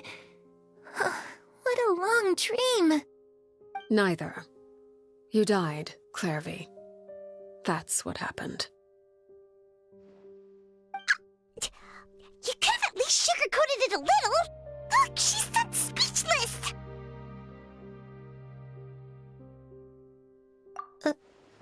Oh. Okay then. Huh? That's it? You accepted it just like that? Yep. If that's what Perry says happened, then I believe her. Perry wouldn't lie to me. Plus, I don't really need to know why I'm like this. I'm more curious about what happens in the future. If you're a harbinger now, Perry, that means Mother is gone, isn't she? Can you tell me about it? I want to know what happened to her. And to me. You never stopped trying to defy fate. At first, no one believed you. You could only vent your frustrations to the moon. In fact, you often sought comfort in the night sky. You wanted to see the aurora, so one night we promised each other we would go to Snezhnaya to see it together. Later on, you tried to run away, but you were brought back each time. Mother spared your life, but it wasn't out of kindness. Instead, she decided to make an example of you by slowly torturing you over time. That way, the other children would know what happens to traitors. Still, you never gave up. Mother hoped that through ruthless duel after ruthless duel, she would be able to crown an ultimate victor among the children she raised. But you called on everyone to unite, to fight to a draw in order to reduce casualties. Your efforts may have only delayed the inevitable, but still. You gave them hope. You tried everything you could think of, but every attempt ended in failure. Still, you never turned your sword on Crucibina, and you never turned it on me. On that gloomy day, you told me, "For the last 16 years of my life, I've done everything I can to fight for freedom. But now, I realize that the only freedom I truly possess is the freedom to choose to die." I never imagined I would say something like that. I must have been feeling really worn down. But somehow, I still think I understand. According to Mother's plan, only one of us was going to make it until the end. And I always hoped that person would be you. If I could do it all over again, I still don't think I would make a different choice. Even when I first met you, I knew you'd be able to do what I couldn't. Is that so? Even now, I'm not sure I truly understand what kind of freedom you were trying to pursue. But as the head of the House of the Hearth and as the children's father, I've tried to give them the most basic of freedoms. The freedom to choose their own fate. It's something I discussed with the Iudex of Fontaine. The children who want to leave the house will have their memories wiped clean of all secrets pertaining to the organization. In return, they will be allowed to live a normal life in Fontaine without being prosecuted for their past. Of course, I won't simply hand freedom to them on a silver platter. They have to fight for it and prove themselves worthy of it. Only freedom that is earned has true value. That's more than enough. That's exactly the kind of life I was fighting for. You know, Perry, I think you're a pretty amazing king, and a really great father, too. I'm really happy that you're the one who took over the house. I guess I do have one regret, though. I still haven't seen the outside world. Well, it just so happens that our dear guests over here have been to many nations and traveled to countless places. Perhaps they would be willing to tell you what the outside world is like. Really? Of course! We've traveled all over the place. We've got so many stories, we could probably talk your ears off for 3 days straight.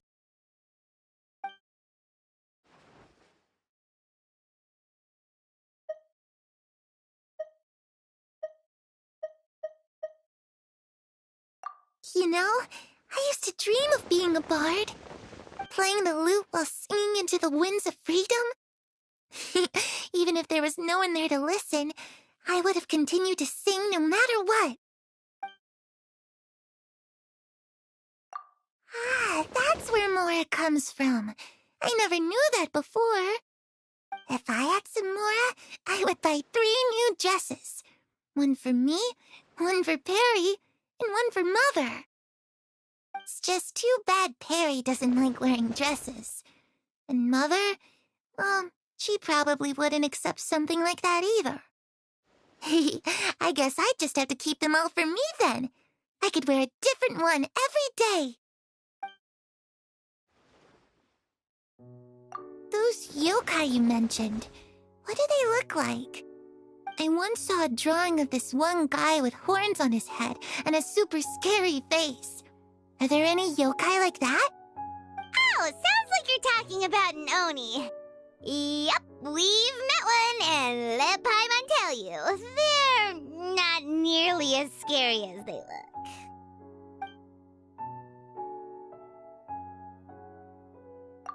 I was always too afraid to skip Mother's fighting lessons. But at the academia, I bet you could do all sorts of secret things in class.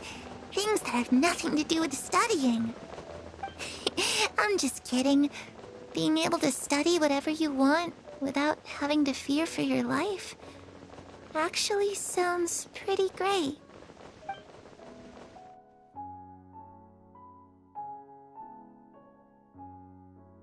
The situation was super dangerous. Lenny and Lynette were accused of committing a crime, and they were going to have to stand trial at the Opera Epicles. Oh no, that must have been hard for all of you. What happened next? Don't worry, we were able to turn the situation around super quickly, all thanks to Detective Paimon, of course. How'd you do that? Come on, tell me. Okay, so it was like this. After the failed magic show, we rushed to the scene and...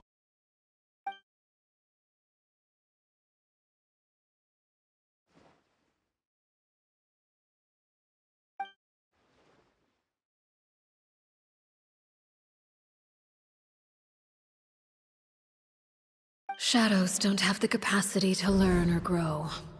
Any new information they encounter is quickly forgotten over time.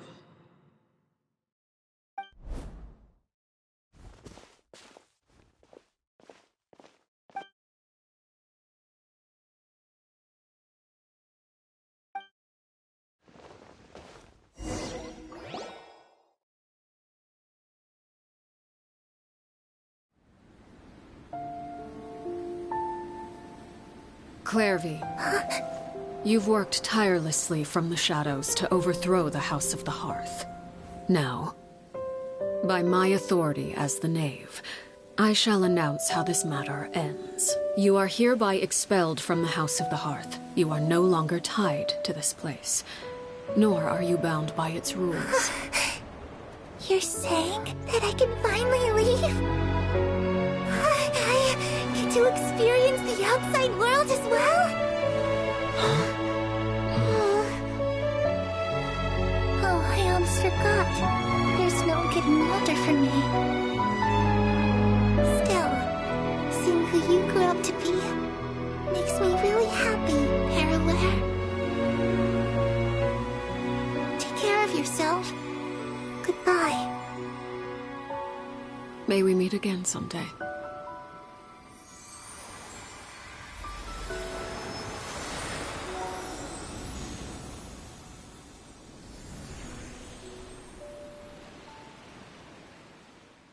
Clairvy. She left so soon. Paimon didn't even get to finish her story. I also have certain sentiments left unsaid. I wanted to tell her that the aurora I saw in Snezhnaya was just as beautiful as the ones in the pictures. But a shadow's memories reset at dawn. Had we delayed any longer, we wouldn't have had the time to say goodbye. Whatever regrets may linger, let them be lost to the coming of a new day. Father? It's Linny! Hey, Linny!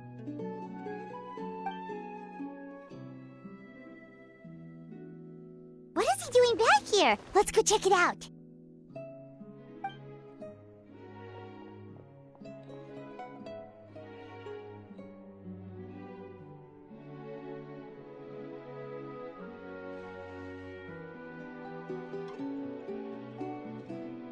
Father, the bottled flames have been administered. Filial and the others have left the house. And you? What have you decided? Thank you for giving us that choice, Father. But we never wanted to leave the house. It's the only home we've ever known. Lynette and Fremine feel the same way. They're recuperating back at the Hotel Bouffe d'été. But I decided to come back and tell you where we stood. I'm sure you're well aware of the expectations I have for you. I want you to follow in my footsteps and become the next king of the house. Yet you seem to have different ideas. I must admit, I'm rather surprised by your decision to stay. There's nothing wrong with choosing to live a quiet life. Leading this organization is a heavy responsibility, one not so easily carried by someone forced onto the throne. I just never understood what you saw in me. What made you believe I was deserving of that throne? You're brave, talented, and, most importantly, you cherish your family. You would do anything to protect them, even if it costs you your life.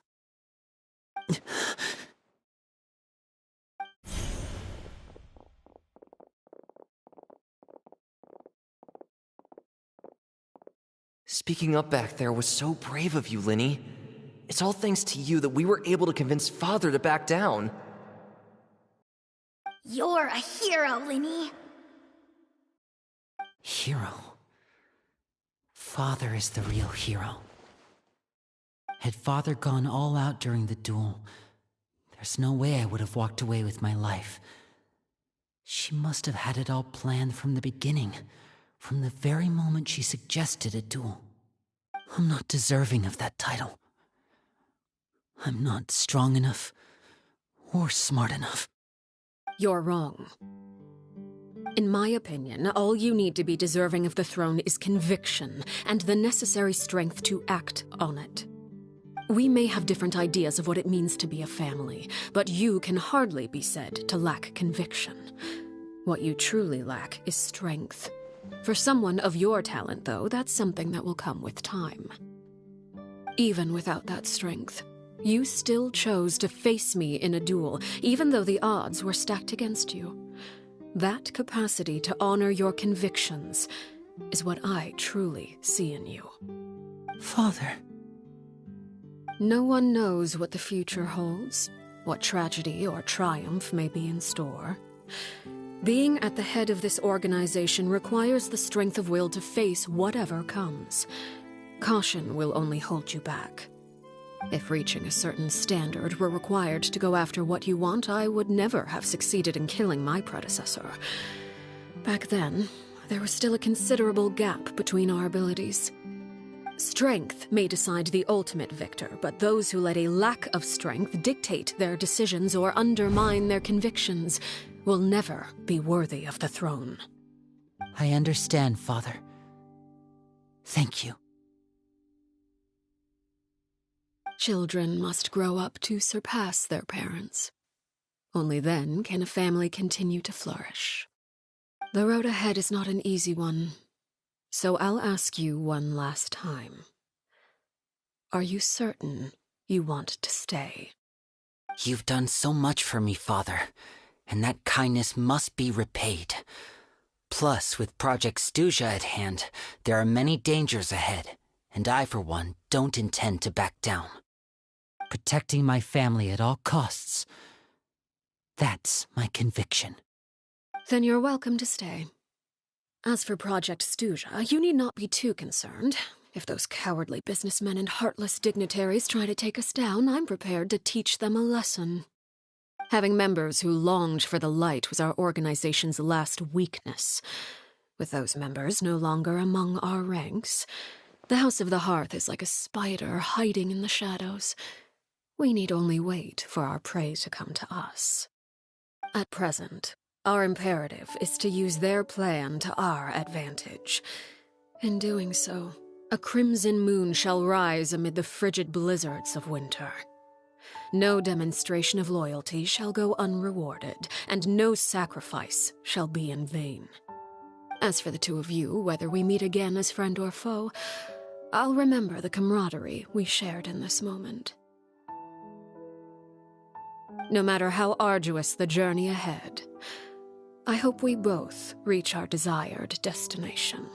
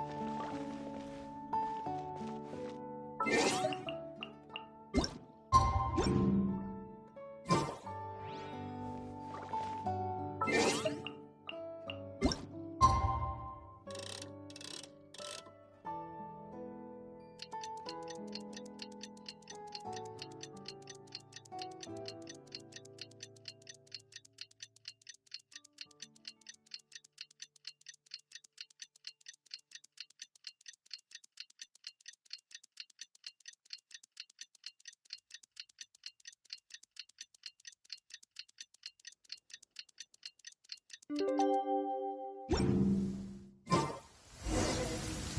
Linny say that Lynette and Fremine were recovering at the Hotel Bouffe d'été?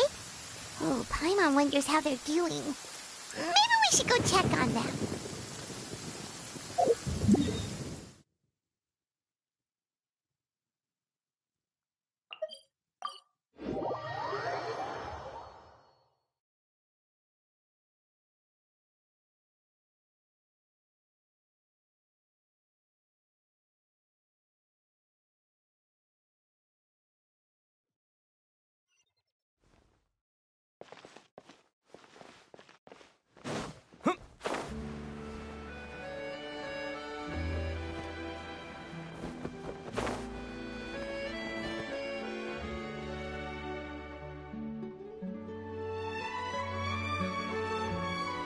Freminet? Freminet? How are you feeling? Much better. Whew, what a relief! What about you? Are you feeling alright? I knew you'd come out unscathed. Us, on the other hand, well, we've been bedridden for 2 days. I couldn't even turn over. Oh, and I wanted to ask, is Clairvy gone? Linny and the other members have left Poisson and returned to the House of the Hearth. According to him, there haven't been any more sightings of a spirit roaming the house. I see. I'm glad. Father came to check up on us 2 days ago and told us about what happened with Crucibina and Clairvy. Actually, I've met Crucibina before.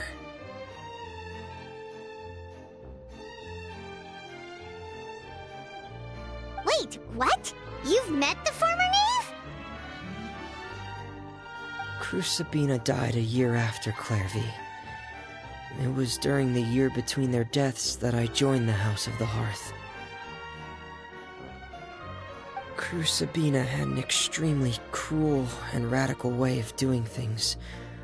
While she was alive, the atmosphere in the house was suffocating.